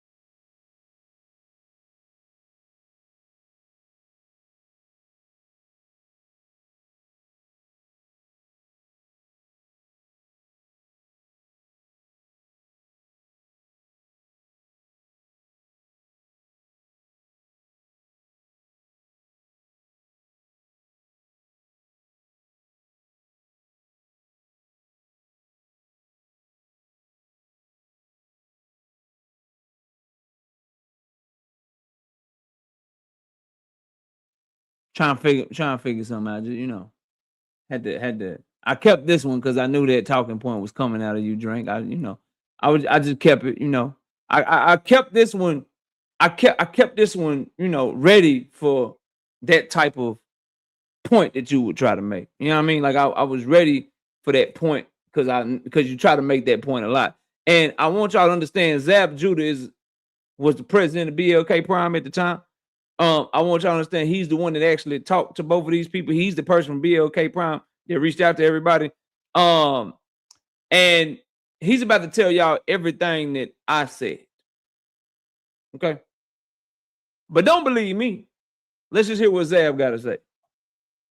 And this is over on Mill City Boxing. Y'all go check it out if y'all want to see it in its entirety. Yeah, it was just talks. There was no contract, no paperwork. Because what Bozy wasn't really trying to you know. No. None of that. Bozy was down. Bozy was down. It's just, just everything got caught up. The other fight happened with Crawford. The Avenesian. Yeah, the Avenesian fight popped up. So then just business just like sidestepped, and then it just, So it was like it was nobody that ever like ducked from nobody. Boots didn't duck. Crawford didn't duck out. Everybody was willing. At the time we were representing Crawford, so we was stepping up for Crawford and Boots at the time, because I remember myself having a conversation. They was interested. They was like, "Yeah, what's up? Let's talk." But other business came up, so we had to move on. So you got right there, horse's mouth right there. Don't get any better than that, right? If you got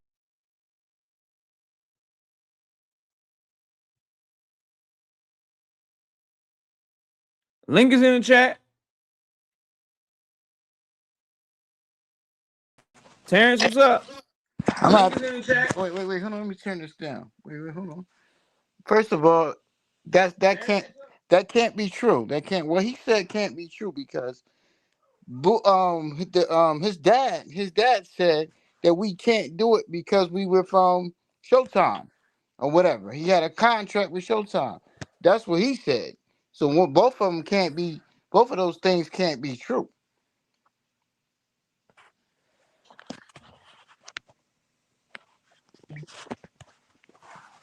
Hello? Yeah, I'm listening to you. You know more than Zab Judah? No.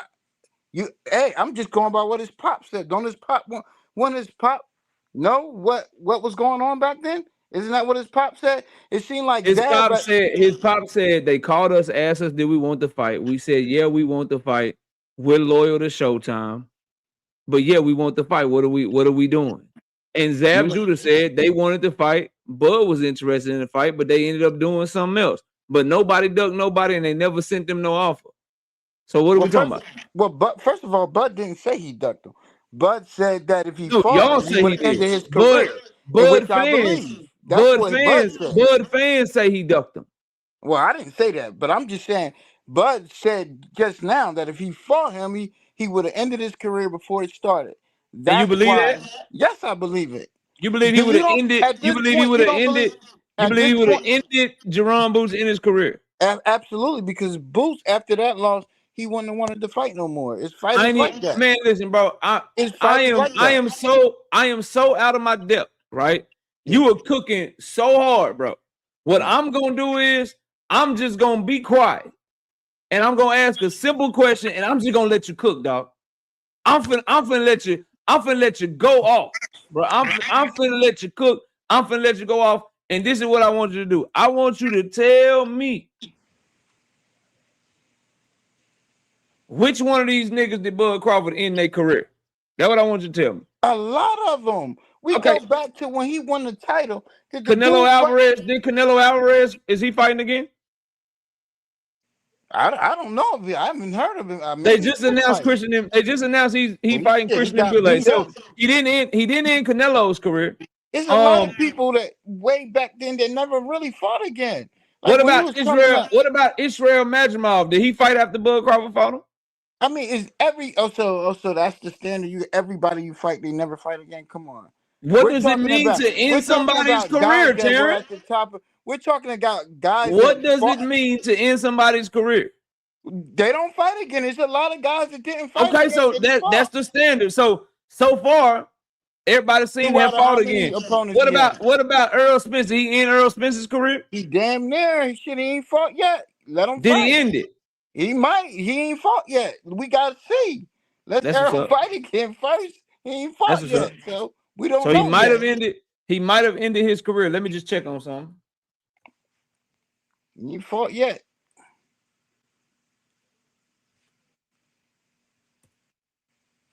Give me 1 second. Give me 1 second. So he ended Earl Spence's career. Just wanted to check on something right quick. His career is over with and shit. So this from ESPN. Earl Spence Jr. to return to ring July 25th versus Tim Tszyu. So he about to fight again, right? Well, It's posted, but he didn't fight yet. They just announced. They announced this today. Get to it first. They announced this today. He might not get cleared medically. Who knows? I don't know. They just announced it today. But anyway, there was a lot of. Oh, his career is not over yet. 3 fights. What about? Let's go back to his box, Rick. I'm trying to see this great career ender. What about David Avenesian? Did he fight again? Did he fight? I don't know. I don't remember him fighting. Maybe he did. I don't know if he fought again, to be honest with you. I don't know. I don't follow David Avenesian. Okay. All right. But you gotta start going back to like when he first won his title. No, I'm trying to do people that are comparable to, because we ain't going bums. We talking about really good fighters. Well, he didn't say it. He just said no, but Jaron Boots he said unified is a unified champion going. You gotta understand why he said. So I'm only doing top of the line fighters. I'm not going to bums that was already bums before he fought them early in his career, because he just great career ender. He gonna end Jaron Boots Ennis.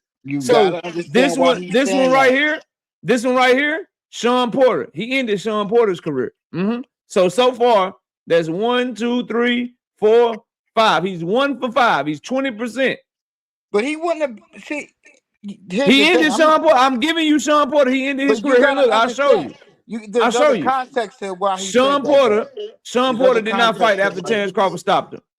He ended his career. He didn't. Yeah, but he wouldn't have ended. Even had he beat Sean Porter, he wouldn't have ended his career. Because Kell Brook had another fight against Amir Khan, so he didn't end his shit. You gotta understand. I gotta explain. There's more context to why he would end Boots' career versus these other guys. Because Boots is a different level fighter. He's the type of fighter that never in his million years thinks that he would lose a fight.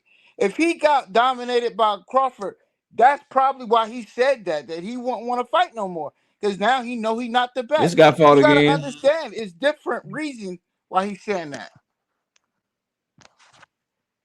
He's saying it because, hold on, what happened? There you go. Yeah, I'm still here. There you go. Okay. He said that because what? Because the way Boots holds himself in his regards, when the longest Boots been fighting, nobody's come close to beating him. And so I honestly believe that he thinks that he could beat Crawford. I honestly do believe he feels that way. But so you saying Boots Ennis would be so devastated at losing to Terence Crawford, he would just never fight again? Because of what he thinks of himself, I don't think he would fight. There's fighters like that. So you think Boots Ennis is mentally that weak? Hey man, I don't know about mentally weak, but I don't think he would fight again. He'll lose interest in fighting. It's just fighters like that. So why didn't Bud end his career then when he had the chance? It was just everything he said. It wasn't enough money in it at that point. He was trying to get bigger and better things. Boots still don't have. He has a name with us, but a lot of people don't know Boots still. Who knows David Avenesian? He was trying to get to the bag. Who knows David Avenesian? That was just a one-off. Who knows Israel? Who knows Israel Madrimov? He was getting a title. He was trying to be great. He got another title. What's a bigger fight that's bigger money? Israel Madrimov or Jaron Boots Ennis? I don't know. It depends on what Turkey was going to pay. I don't know what Turkey was going to pay. If he was going to pay big money, I'm sure he only got $10 million for everybody saying for Alvarez. So how much would Turkey have given him for Boots? Who said he only got $10 million for Alvarez? I don't know where that's from, bro. Well, that's what I'm hearing. That he only got $10 million. So did he get more for that? I don't know. So the Jaron Boots Ennis fight was more sought after than Israel Madrimov. People would have wanted it more than David Avenesian. People wanted it more than Kell Brook at the time he fought Kell Brook. People wanted more than Aegis Kalvanauskas. People wanted more than Jose Benavidez Jr. Boots Ennis is a bigger name than all those people, bro. All of those folks were stepping stones. They either fought Errol Spence. It was a so why couldn't he use Jaron Boots Ennis as a stepping stone? He would have got more respect for Boots than Israel Madrimov. But he was getting a title. There was nothing. He was. What you mean? It's a big fight. You get more respect beating Boots than Israel Madrimov. Motherfucker had 10 fights, bro. I don't know, but he was getting a title, didn't he? That he was Nobody building his cared about that. resume. Nobody cared about that title. That's a trinket. Nobody give a fuck about that. Well, in the annals of history, they're gonna say, "Look, he got another title in that division." But in the annals of history, if he had beat Jaron Boots Ennis for no title, he'd have got more credit, bro. But let's what are you talking about? Let's talk about that. All I'm asking you is if no. So there's 2 points. Yeah. Because I got somebody behind you. Okay. Point number one: there's no evidence to suggest he would have ended Jaron Boots in his career because he's not a career I'm just telling you why he said it. But go ahead. No, but there's no evidence to suggest that. I agree with you. Number two, Jaron Boots Ennis did not duck Terence Bud Crawford. I never said he did. So then what are you up here? What are you up here to argue, bro? What are you up here to argue with? What are you up here to argue with, bro? Oh, well, I don't know, but I know. I don't know. I just heard you talking about Bud, KO, not my Bud. I just heard you talking about Bud, KO, not my Bud. If he would have fought him, he would have ended his career. That's the only point I was making. Based on what? Because he wasn't ready. Come on, man. Boots hasn't been in there with nobody like Bud. Nobody that ever fought Terence Crawford was ready. That's why he's undefeated. But he wasn't ending careers, bro. One mistake. Knockout. That's all I'm saying. One mistake. He would have had to fight a perfect fight. Maybe he would have.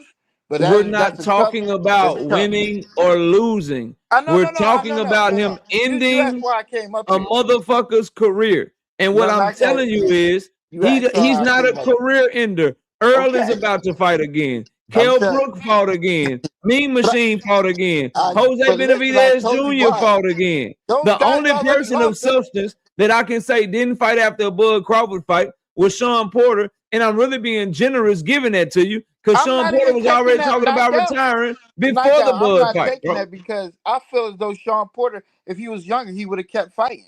I know he would have kept fighting. That's not the point I'm making. Sean Porter doesn't have the esteem in himself like Boots. Boots don't think he can lose, bro. So you basically saying you saying Boots Ennis, you think Boots Ennis is soft? That's not necessarily soft. It's just that when you think that you are so good that you just cannot lose, and somebody beats you, you just lose interest in the sports. Not that you soft. Of course, but there's no that's your opinion. I'm going off fact. There's no fact that you can give me that says Jaron Boots Ennis would not try to bounce back from a loss. Okay. That he would be so devastated at a loss that he would just tuck his tail and never fight again. There's nothing to suggest that, bro. Who else is as good as Boots right now that we could compare this to? That's like Sugar Ray. Let's imagine those fighters. Whether or not you fight again, it's not about how good you are. It's about are you willing to get up after you got knocked down. It ain't that has nothing to do with whether or not you're willing to come back from a loss. Coming back from a loss is not about how good you are. Coming back from a loss is about when you get your ass knocked down in life or you get your ass knocked down metaphorically, are you willing to get back up and keep grinding? What evidence do you have to suggest Boots Ennis is not willing to do that, bro? What are you talking about? He might have done it. He might have came back fine. But I'm saying this is what Bud was talking about is that he wasn't saying he was soft or anything, but if he would have lost this early in his career against him. What do you mean this early? Boots Ennis 26, 27 years old. At the time this is going on, 25 years old. Well, you think somebody 25 years old with that much talent, you think they wouldn't build themselves back up? A nigga from Philly, his brothers is fighters, his daddy was a fighter. That's the nigga that's gonna quit. Somebody that don't got nothing but 5 emojis. That nigga got a boxing glove emoji, a running man emoji, a knife emoji, and a church emoji. He made Apple take all the other shit off his phone. Somebody that dedicated, that locked into the sport of boxing is gonna quit after one loss. He that weak? I'm just telling you, bro. Sometimes when you feel a certain way about your skill set and you lose, you just lose interest. Okay, who did that? Soft. Who retired like that? Like, give me an example. Give me. I think Melchick Taylor, he retired after he lost to Chavez, and he was like at the peak of his career. Did he fight again? Let's see.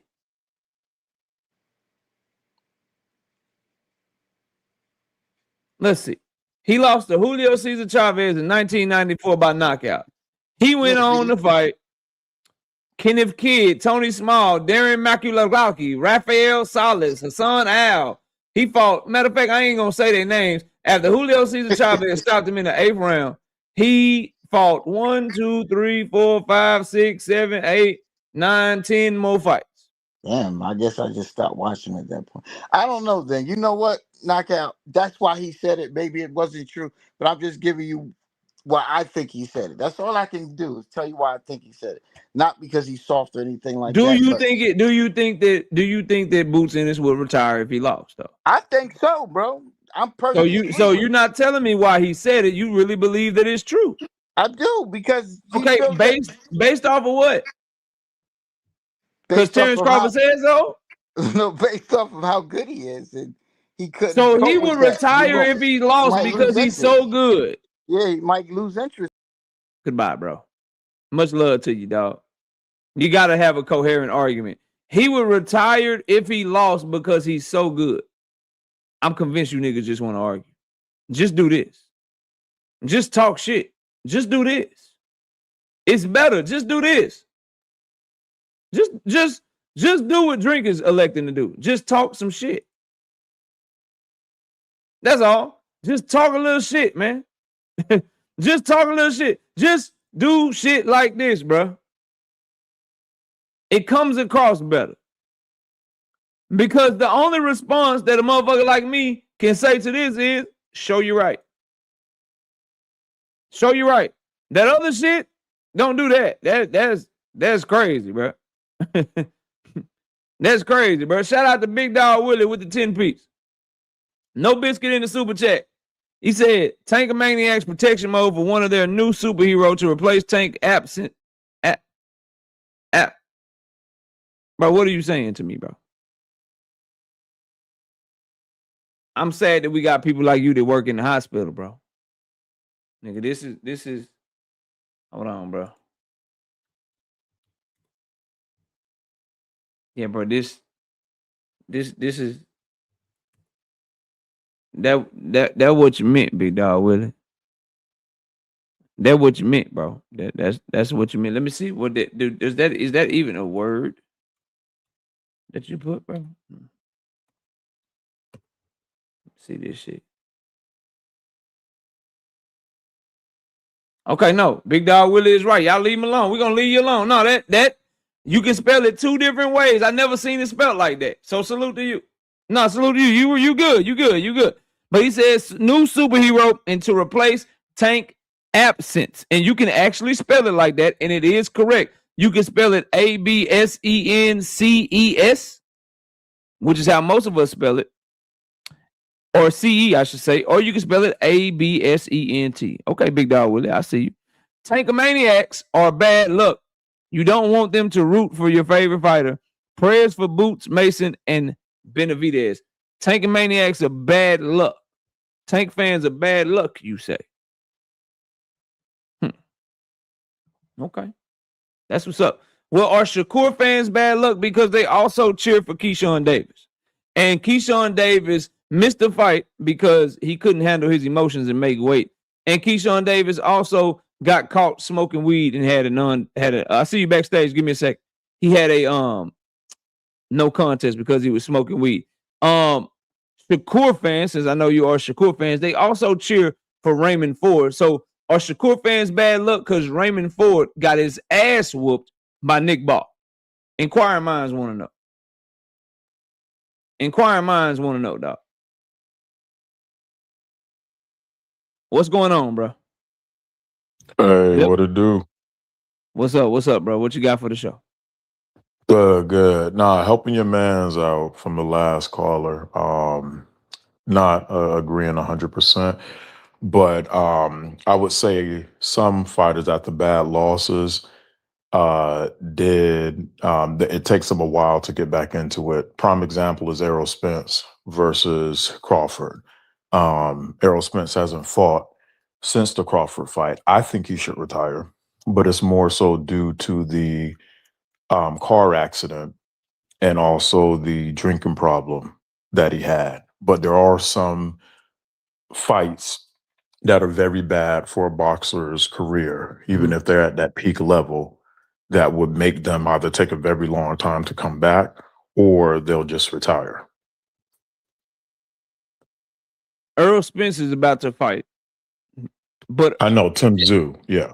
Yeah, but Jaron Boots Ennis is 28. Errol Spence fought Bud in his mid-30s. Jaron Boots Ennis hasn't had a retina surgery and multiple car accidents going into the fight. This is a young, healthy champion that doesn't have any of the stuff, partying stuff that Earl has.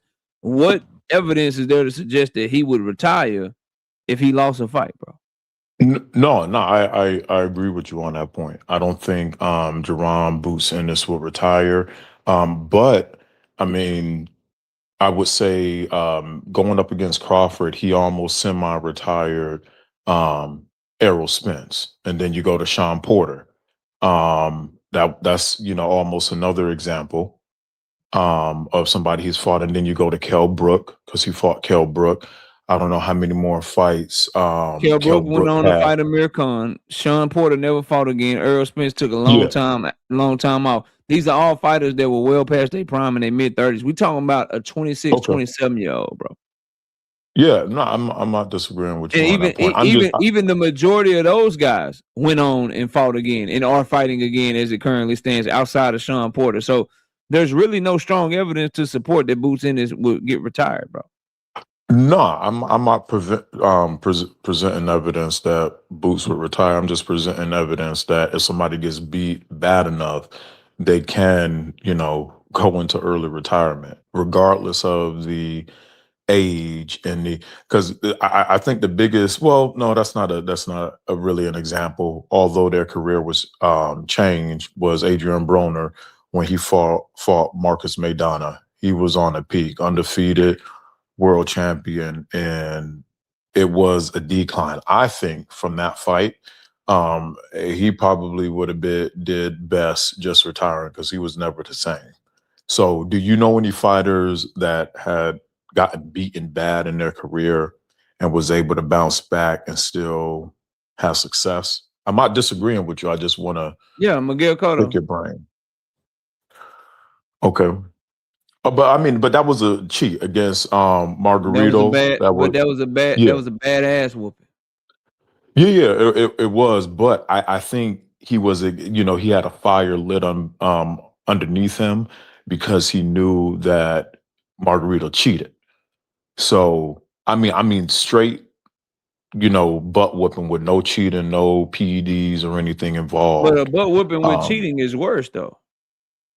Yeah, 100%. But I mean, if somebody cheats you like that, like with Daniel Cormier and John Jones, although Daniel Cormier lost bad, but after the doping results came back, Daniel Cormier still wanted to fight him. I give you another one. Evander Holyfield got his ass knocked out by Riddick Bowe. Yeah, and he came back. Yeah.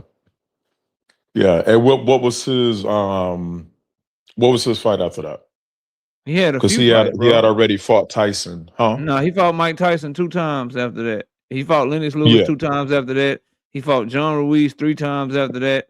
He fought James Toney, and now we're getting up older in his career, bro. But he lost every single last one of those except Mike Tyson. He lost against Lennox. He lost against. He got a draw with Lennox, then lost to him. He beat John Ruiz the first fight, lost the second fight, got a draw. And then he lost to the third fight.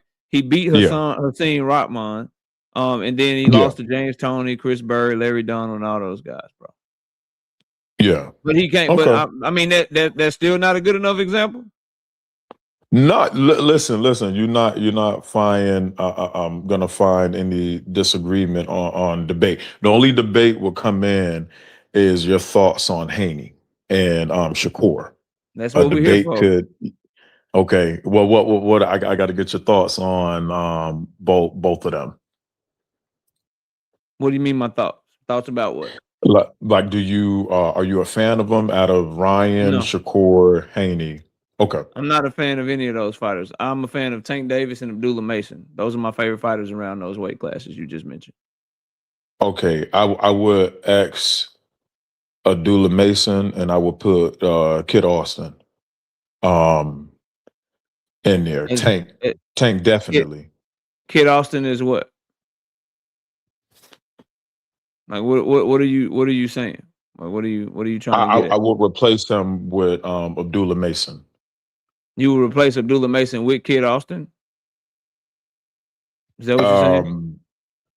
Yeah. When it comes to skill, yeah, I would. I don't think Abdullah Mason. He's been You don't think he's hurt. as skilled? You don't think he's as skilled as Kid Austin?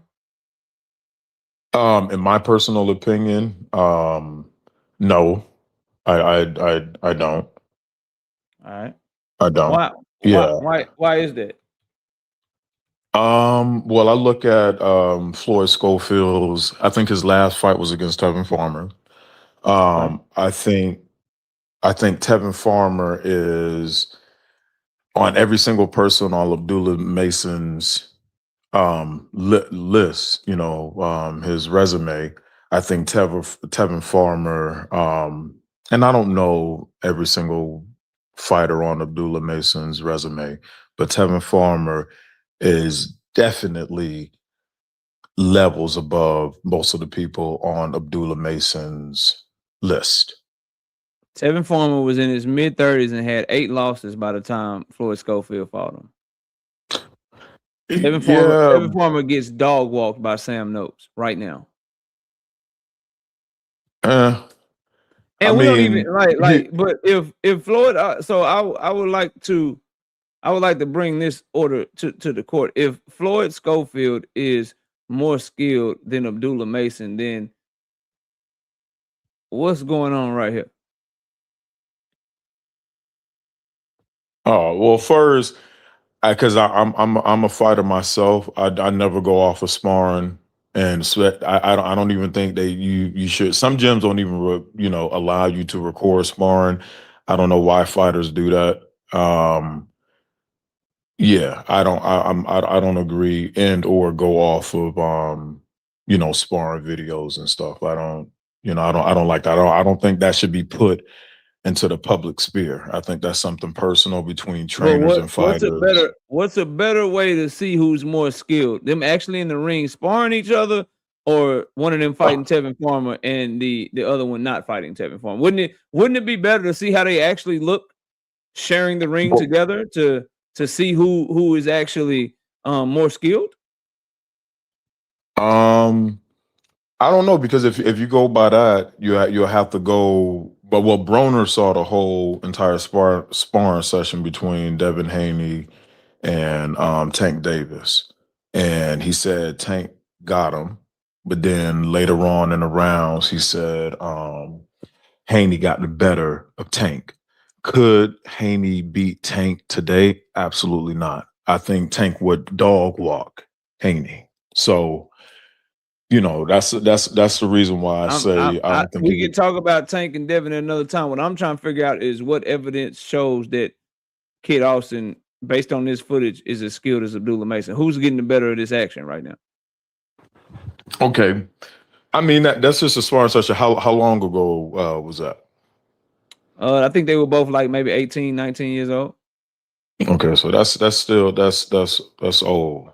I know Abdullah Mason has been hurt, in a fight. Has he been dropped?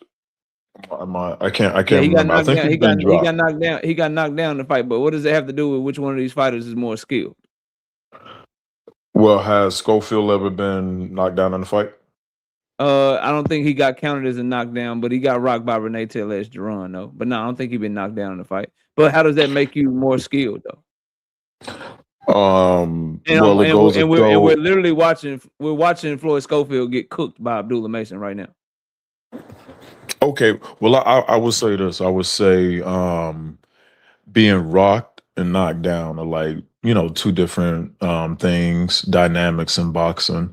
I think somebody who's rocked but remains standing, I think they may have a stronger chin or stronger legs. Do you think that's that? one Do you skill think set. so? Do you think that Floyd Schofield is more skilled than Abdullah Mason? No, I mean that's the point I'm trying to make. But that's what you just said. That's what you said. You said he was more skilled. Now you don't think that? No. What I'm saying is Abdullah Mason has been knocked down in a fight, right? That's what you're saying now, but this whole conversation started Yeah. because you said he was more skilled than Abdullah Yeah, Mason. he's more skilled. And that's what I'm saying, that What does he do in Floyd the ring better than Schofield. Abdullah Mason? Huh? What does Floyd Schofield do in the ring better than Abdullah Mason? I'm just saying one thing. I don't think Abdullah Mason has a good chin. He's been rocked more than once. He's been dropped. And If he I doesn't have a good can't. chin, he proved that wrong in his last fight, bro. His chin is solid. He got caught with a knockdown, and he got up and he stopped the dude a round later, that Johan Vasquez dude. Then he has a hard-hitting Sam Noakes. He stays in the pocket with him, and he takes his punches just fine. The facts are, bro, with Abdullah Mason and Floyd Schofield, Abdullah Mason got the better of him on tape, and Abdullah Mason sent him At a 18. motherfucking offer for $1 million, and Floyd Schofield turned it down, bro. So Floyd Schofield and his daddy don't think that he's more skilled. They even asked for $20 million to fight Abdullah Mason, bro. Well, I mean, he probably. If you I really don't think know. you're more skilled, if you really think you like that, then you would at least have some success in the sparring session, which we can find none. Or you would be willing to take the fight for your highest ever payday because you know you more skilled. They don't believe they more skilled than him, bro. I don't know if that's You true. bringing up about getting knocked down or getting hurt or whatever, that has nothing to do with your skills. Abdullah Mason has a better jab. He has better timing. He has more power so far in their career. He has longer reach. He has better footwork. He looks to be more athletic. And when they shared the ring together, all of this shit showed. Well, first, I mean, I think skill set does constitute with chin and legs and stuff. And if you can have all of the best jab, great footwork, defense, and everything, but if you're getting knocked down in fights, it's not a good look. So Terence Crawford got knocked down in fights. Yeah, but Terence Crawford has a chin. Like he's not always getting rocked. You're not going to see. When he get knocked down, he got a chin. When Abdullah Mason get knocked down, he don't have a chin. David Benavidez So you're been knocked down in fights. you're comparing Crawford's skill set to Abdullah Mason's. That's not what I said. Okay, well you're making that comparison. That just because somebody get knocked down, that don't mean they don't got a chin. How do you react when you get knocked down? Abdullah Mason turned into a motherfucking dog. Okay. Well, we'll have to see when the skill level goes up, when he fights people who was either on the same level or maybe even slightly better than him. We'll have to see how he takes those punches. I would like to see him take That's fine. on. Yeah, I want to see that too, but I want to stick on Abdullah Mason and Floyd Schofield. What has Floyd Schofield done to show he's more skilled than Abdullah Mason? Because that's the conversation that we have. Well, I'm going off of resumes. You tell me. Off of resumes, the best win on Floyd Schofield's resume is against Tevin Farmer, former champion down at 126 pounds, that was on a 6 to 7 fight losing streak in his mid-30s, well past his prime by the time that motherfucking that Floyd Schofield got in the ring with him, bro. Okay, so you'll say Floyd Schofield, Tevin Farmer. So who would you say that Abdullah Mason fought that is on Farmer's level? Sam Noakes. Okay, I'll give you Sam. Only reason why I'm giving you Sam Noakes because Sam Noakes is pretty good and he was undefeated. So I'll give you Sam Noakes. But how old is Sam Noakes? He's a 28-year-old undefeated fighter when Abdullah Mason fought him, and he's a true lightweight. Okay. Tevin Farmer was coming up 2 weight classes in his mid-30s. He was coming off of consecutive losses to Williams Zepeda. He's been knocked out 4 or 5 times. He got some sort of weird twitchy shit going with him. Who are you talking about? Farmer? Yeah. No, Farmer hasn't been knocked out. I think he has like 3 or 4. 4 is it 3? It's either 3 or 4 KOs. I think you're right. He has like 8, 9 something losses, but Tevin Farmer, he doesn't have that many knockouts on his record. He's been knocked out 3 times, and he has 9 losses. Times, By the time he fought Floyd Schofield, he had lost to Williams Zepeda, lost to Raymond Murataya, beat some dude named Alan Castillo, beat some dude named Oscar Barajas, beat Avery Sparrow, lost to fucking JoJo Diaz. This is the guy. This is the big win. And all of his biggest wins came down at 126, 130 pounds. I mean, not 126, 130. Well, okay. Well, I don't know. Like I said, I give you Sam Noakes. I don't think Sam Noakes is on Farmer's level. I don't know everybody who. I don't. To be Tevin honest with Farmer you, I don't is know anybody 35 years who old. Noakes When fought. He's 35 years old, well past his prime, in the middle of a losing streak when Floyd Schofield fought him, bro. Mm. Okay, I mean to your point, but Sam When you Noakes, fight somebody in I the don't weight know class you anybody. fight them on and the trajectory they're on really matters, bro. Okay, It well, really if matters. You thinking of Tevin okay, Farmer from 2015, 2016 or some shit, bro. You're okay. not thinking about Well, the I Tevin don't. Farmer that Floyd Schofield fought. The Tevin Farmer that Floyd Schofield fought was there to be a tune-up. He was there to get his Okay, ass whooped. And I'm here to tell you that if Tevin Farmer ever got in the ring with Abdullah Mason would beat him the fuck up and stop him. okay. Well, back to Sam Noakes. I don't know anybody who Sam Noakes has fought. I don't know how many undefeated fighters he fought. I don't know how many world champions he's fought. Those are things that I look at. Like if you defeated an undefeated fighter, that's good. But I don't know anybody on that resume. I've never even watched Noakes fight before, ever. I never heard of the guy until Well, go Abdullah watch him. Mason fought him. Go watch him fight. He's a strong pressure fighter with good timing and a really good inside fighter, and he got good power and he got great heart and a great chin. And he's only 28 years old. And he took a Okay. beating from Abdullah Mason to go the motherfucking distance. Punches Okay, that I if would just, anybody else get caught with, they probably stopped at 135 pounds, bro. But I'm let me open up the panel. You welcome to stay up here if you want to, but I'm gonna open up the panel to everybody. yes, sir. All right, Okay, let me please. I'm gonna put you backstage, bro, and then we're gonna open up the panel. Panel's open, y'all. Panel is open. Give me 1 second.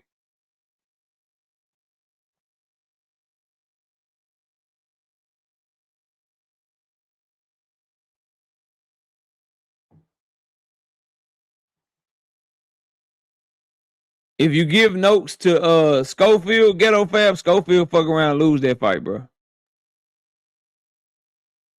I don't think he got the skill and the mental fortitude to deal with that type of pressure, bro. I'm gonna keep it all the way 100 with you. Let me put this link in the chat, bro.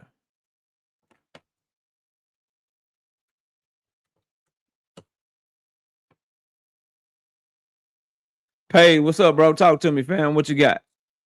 What's going on, bro?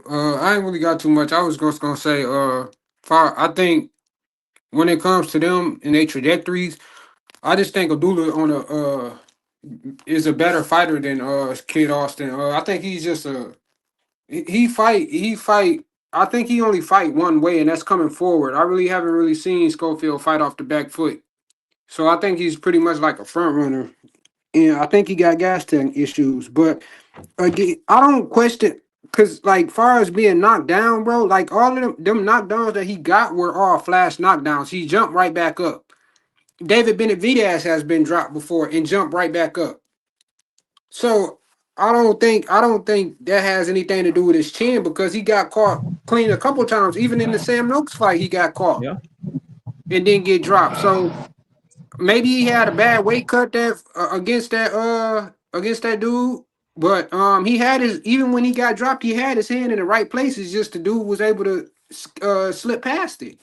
But when you beat him up, even when he got dropped, bro, he still got back up and then stopped the nigga the very next round. Like I don't think he has no questionable chin, bro. That's just my thoughts. Okay, all right. Panel's open, bro. Y'all can get in. We only got like 20 minutes, so y'all can just get it off. I ain't. Man, Paid, I Kid agree with you. Austin is not ready for Tank Davis. Oh, go ahead, be more. It's sad Hey, that his father going to put his son up there as a sacrificial lamb. It's oh man, sacrificial lamb. Well, hey, you know what they KO. say. You know what they say about if you get in the ring. So if he put him up there and he gets in the ring, fuck it, he's in the ring. Damn. Hey, Shout KO, I out. got a I got question to some ask super you. chats that I missed, Do you y'all. think?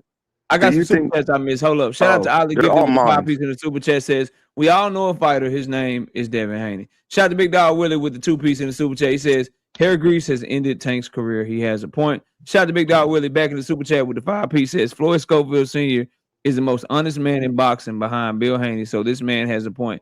Kid Schofield might be the next Sugar Ray Leonard. Facts. And then shout out to my dog Brian King B. Falcone becoming a channel member. I appreciate you, Brian King B.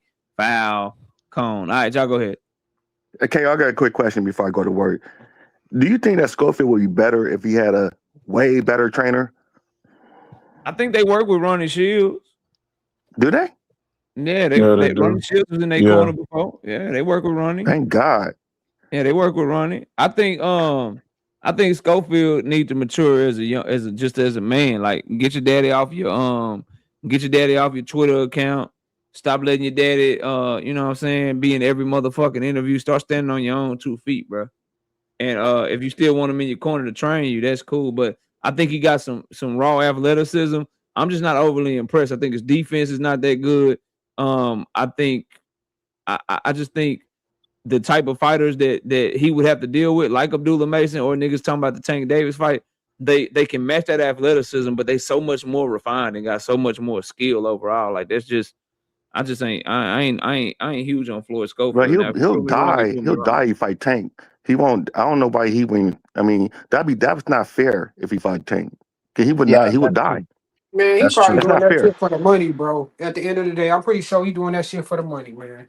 He trying to get And him and another it's hard for girlfriend.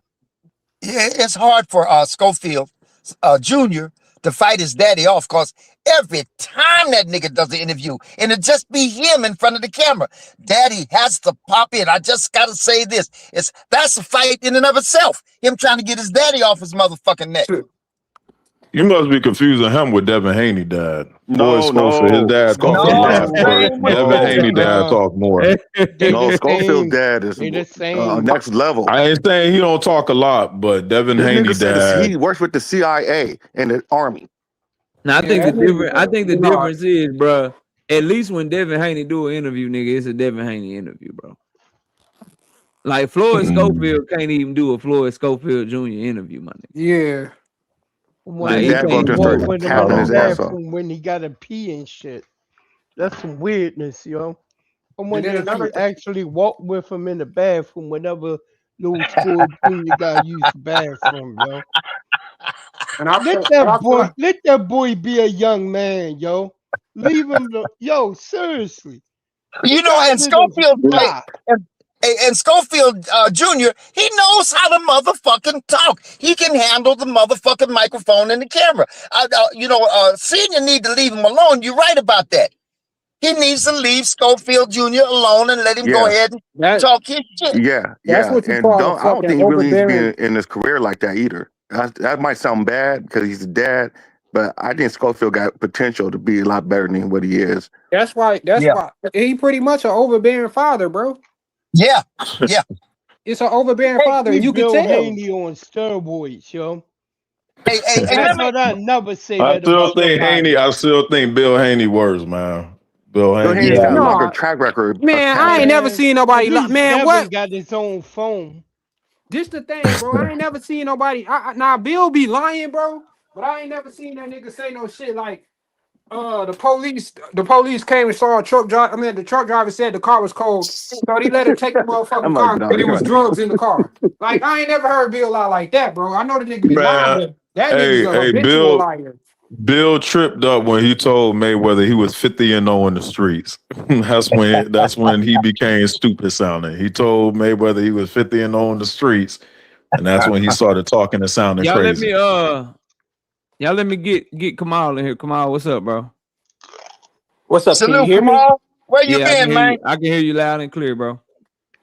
Yo, I've been out and about, man. I don't know, man. Just out of YouTube boxing, just too much kid stuff and bickering and stuff. So I'm out of that. I went to high school 20 years ago. No, 30 years ago or so. So I don't want to deal with that now. But I'm back. So I got to talk about this Clarissa Shields stuff, man. Once again, she shows she's classless. The so-called GWOAT stands, and I call her so-called because I don't think she's the GWOAT. Serena Williams is the GWOAT. Serena Williams is the international icon. Another lovely lady that Clarissa Shields has talked trash about. Serena Williams? But her The reaction to tennis the player? Shadeja Green loss was deplorable. She was out there celebrating and trash talking Shadeja when Shadeja had to be put out in a stretcher and she had a brain bleed. She has no compunction. She has no any kind of sensitivity, and she keeps beefing with women. And it's just, I know that the GOAT stands, the so-called GOAT stands, are gonna get angry with me and say, "Hey, stop talking about this woman." But she does it to herself, man. I mean, and I can't root for her because she's just completely classless, going after Shadeja when she's lost. Not, hey, let's send some prayers for her. I hope she's okay. She went to the ICU with a brain bleed. She could die. You're out there talking trash about her. I mean, every time she sets a bar to go low, she goes lower. So from now on, I cannot support this girl. And it has nothing to do with her colorism and her complexes about so-and-so looks oh so pretty. She has a self-confidence issue. That's why she talks and acts the way she does. And it's just really classless. That's what I got to say about that. Motherfucker made me look up compuncture, nigga. I was like, what the fuck is compuncture, nigga? Made me look up a word and shit. I mean, when I don't know something, I try to learn that shit. I try to learn that shit, man. He was saying facts though. Yeah, he was saying facts though. Alicia Baumgartner, I think that's the face of women boxing right now. She need to fight Caroline Dubois. Let's get to it then. Niggas want to get back to it. Yeah. We can get back to it. Cause I was gonna start the show like this, but niggas came up here and wanted to debate, so I forgot to debate. But I want to know what everybody that was arguing on behalf of Alicia Baumgartner yesterday. It looked like she got a problem with Caroline's. Y'all see the sparring footage? Mm-hmm. Yeah, their common opponents, Alicia did much better than Caroline, though, with the people that they fought. So I don't know. Is Alicia going for undisputed? Because she said she had a plan. I know she already was undisputed. Yeah, I know she gave up the WBC, but she's going it back to court again because she said she had a plan. Yeah, that was Alicia Baumgartner getting her ass whipped on by another Caroline. But it wasn't Caroline Dubois, though, right? No, it was another Caroline. She just got a problem with Caroline's. Oh, hell no. Man, if your name Caroline, you fuck her up, it look like. Hell no. Cut it out, man. I'm just saying, bro. I guarantee if you and I know you a betting man. I guarantee I don't know, you man. That whole if they ever fight, if that fight happen, I'm betting on Caroline Dubois. Y'all niggas tripping, bro. You're not gonna do that. I think I'll put some money on Alicia. And if you do, you gonna cover. I think I got Alicia on that one. I got my money on Alicia. I like Caroline, but last outing she didn't look the best. I think that Alicia got her. Nah, Alicia Baumgartner got gas tank issues. Her power. She got gas tank issues. She's the only one in boxing going 12 rounds. What you mean? Just you going 12 rounds, I mean you need to. She be falling off a cliff after about 4-5 rounds. Tied to the motherfucker. 3-minute rounds. Man, 3-minute rounds, man. She doing what the dude's doing. Than Caroline Dubois did. Bro, Alicia was pretty much doing what the fuck she wanted to do to that woman, bro. Tripping, bro. Yes, she was, man. But you tripping talking about gas tank? Nah. She's not being. Hey, what about this Caroline? What about this Caroline Vare? Veyre Vare. She's been calling Alicia out. You know anything about her? Yeah, that's the girl that was whooping her ass in sparring. Oh, Yeah, that's what I'm talking about. Yeah. I'd rather see Caroline Dubois, man. I think facts, bro. Damn, boxing hacker, fuck no, nigga. No, I'm not agreeing with you. Don't come over here. Yo, who the hell left the door for Hacker, man? Don't come up here making sense and shit. You been fucked up all day. Don't come up here making sense, man. You know we only argue when certain fighters kill. You know how it goes. We can't agree with but y'all tripping with this shit, man. Caroline Dubois and Alicia Baumgartner, they need to fight, bro. I agree. They need to fight. I agree. But this my issue. She said that she a fighter. Now I'll see if she said she wouldn't fight her. Then I would have an issue with that. She talking about she trying to fight that girl like she got a 5-year plan and shit. Like they asked you a fucking interview question. They asked you a motherfucking question in a motherfucking interview. Where do you see yourself 5 years from now? Ass like get the fuck out of here with that. Yeah, she got to get her money though, bro.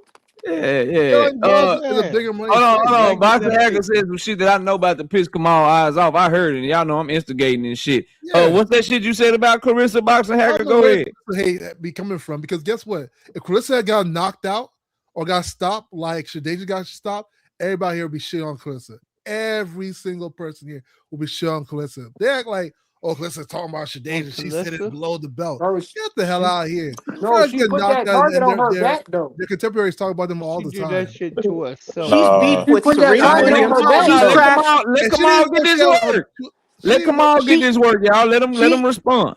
Unlike Shadeja, she is trashed publicly. Queen Serena Williams, who's married to the Reddit founder, who's a billionaire, who's a legend, who's an icon. She's dissed her. She's dissed Angel Reese. Who's that Colombian Danish woman? Brackhouse. She's beef with Brackhouse. She's beef with Serrano, Shadeja, Alicia Baumgartner. If all these people have a Layla? problem with you and you're constantly talking about fighting with men, which is disgusting and it's She said she could stupid beat saying you're going to Rolly. beat Rolly when the Lithuanian guy that Rolly knocked out knocked you on your ass. Okay, Yeah, so Hannah Yeah. Gabriel. She needs a rematch. All right, Hannah. let me get one Hannah more. Let me let Gabriel. Kamal Yes. finish, y'all. Go ahead, Yeah, Kamal. I Hannah don't want y'all to cut Gabriel him off. knocked her on her ass. That's the rematch I Yep. wanted to see. I didn't want to see the Okay. Franchon Cruz DeZern fight. I don't know why we didn't get the Shadeja Green fight because they had never fought before instead of the Yeah. Franchon Cruz DeZern rematch because I didn't really want to see that. But now we got to see the Hannah Gabriel rematch. Hannah, let's not Absolutely. forget, Hannah knocked her on her ass and she was looking up in the stars. Knocked the shit All out right, of her mouth too. let me get a couple of the new homies in here. One of the only is Dean. Oh, Manager Layla Ali. running, How could I it's forget? YSM, and then DJ. The only niggas that rock with the Philadelphia Eagles that I fuck with. Okay. She dissed DJ, Layla what's up, Ali. bro? You can't diss Layla. Not no DJ. ability. Not no ability. You can't diss Layla. DJ, are you No. there? From? Hey, can y'all hear me? Oh, go ahead, KO. I'm here, bro. I'm here. All right, DJ, what's up, bro? Welcome to the platform. What you got? I know you be in and out like a robbery on your boots in and shit. So I know what you got, bro. What's up? Man, I just think, this whole discussion about Clarissa Shields is a very polarizing one, man, because on one hand, I do agree that sometimes she just need to sit back and just be quiet, man. Everything don't need to be a comment. I feel like if you're not kissing her butt, she got something to say about you. But at the same time, this is about to taste like vinegar. Boxing hacker, right? If Clarissa ever lost a fight, Alicia Baumgartner would act the same way. Shadeja Green would act the same way. Savannah Marshall would have acted the same way. Yeah, if she lost the fight, but not if she got carried out on a stretcher. If 85% of my resume, the girls who I beat went on to become champions, yeah, I'ma pop it a little bit. All these girls who chasing me, who I've already beat, who y'all can't beat, no, don't mention my name. I don't think these girls are bad. I think Clarissa is 2-3 levels above everybody else, and she knows it. Now, does she always need to say it? No, her resume speaks for itself. Hannah Gabriel's, who y'all bringing up, who y'all want to see a rematch, who knocked her down in her second fight, she went on to beat the Hebrew shit out of her. Lonnie Daniels, who just beat Shadeja Green, she mopped her with 2 bad shoulders. All these Savannah Marshall mopped her. So it's like y'all beating my leftovers or fighting my leftovers, and y'all can't even beat my leftovers. So why are y'all mentioning me? And on to Alicia Baumgartner. I think it is absolutely amazing. I think it is absolutely amazing how she can call out 126 pounders like Tiara Brown and Amanda Serrano. I think it's amazing how she can get away with that. And then she can march all around Caroline Dubois. But all of a sudden she do boy, she ain't got enough skin in the game, but yet you fighting people I already beat. What are we really talking about here? Why are we not holding her feet to the fire? Who made her the face of women's boxing when she's been in one weight class her entire life? Every time I try to bring up the fight, DJ, you hearing they shoot me down.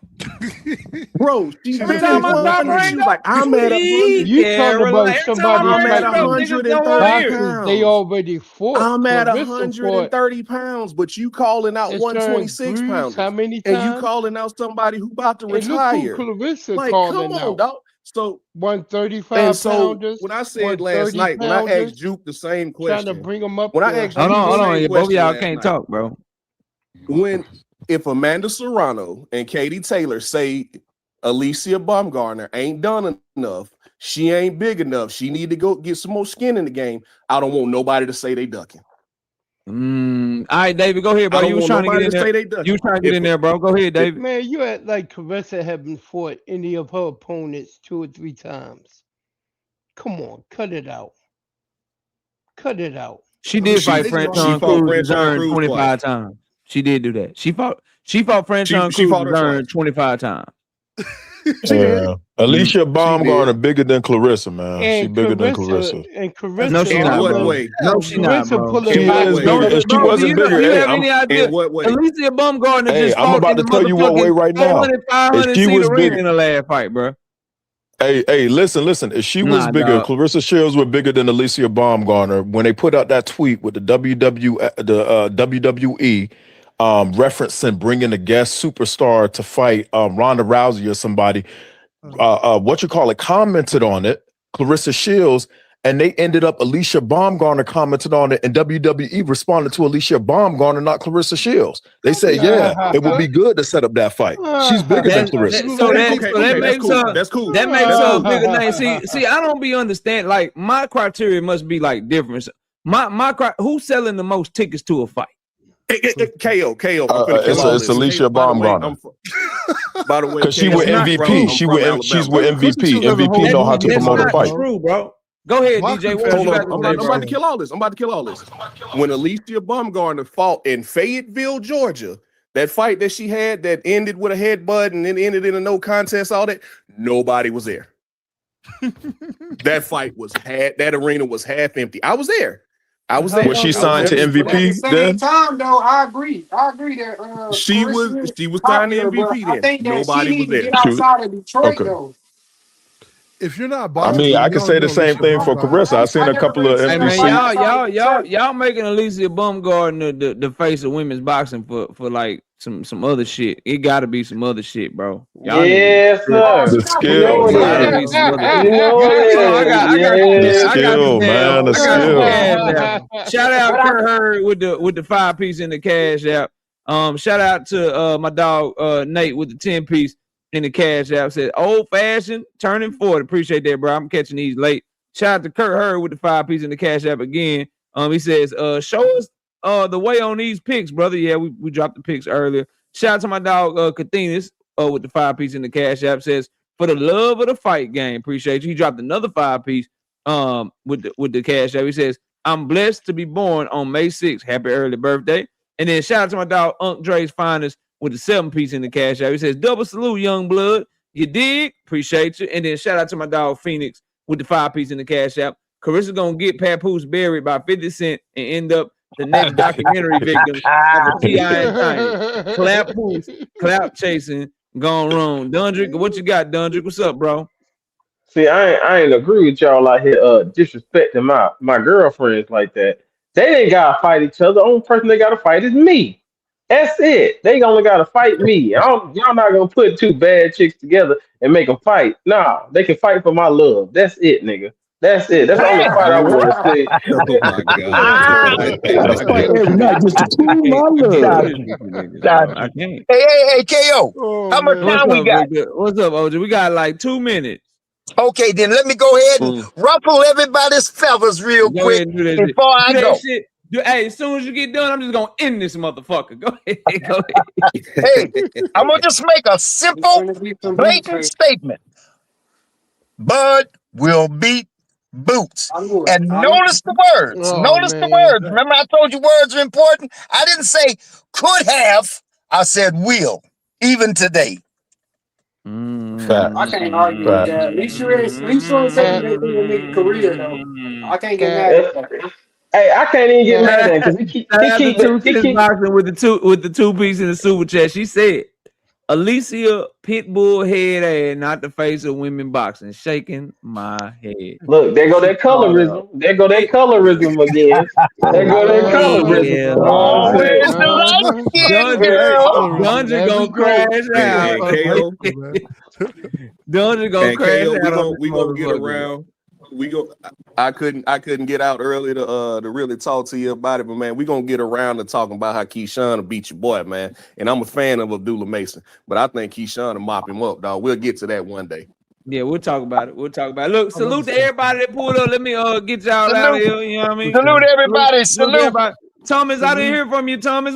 Thomas ducked out. God damn it. My bad, Thomas. Salute to everybody. Appreciate y'all pulling up. Channel members, all the damn picks is up for the damn predictions this week. Let's get to this damn money. We'll be dropping daily content tomorrow, so y'all be sure to tune in for that. I appreciate each and every one of y'all pulling up on your boy. Y'all have a great rest of y'all night and have a great weekend, and I will see y'all real soon. See y'all later on. Take it easy, y'all. We gone. Peace.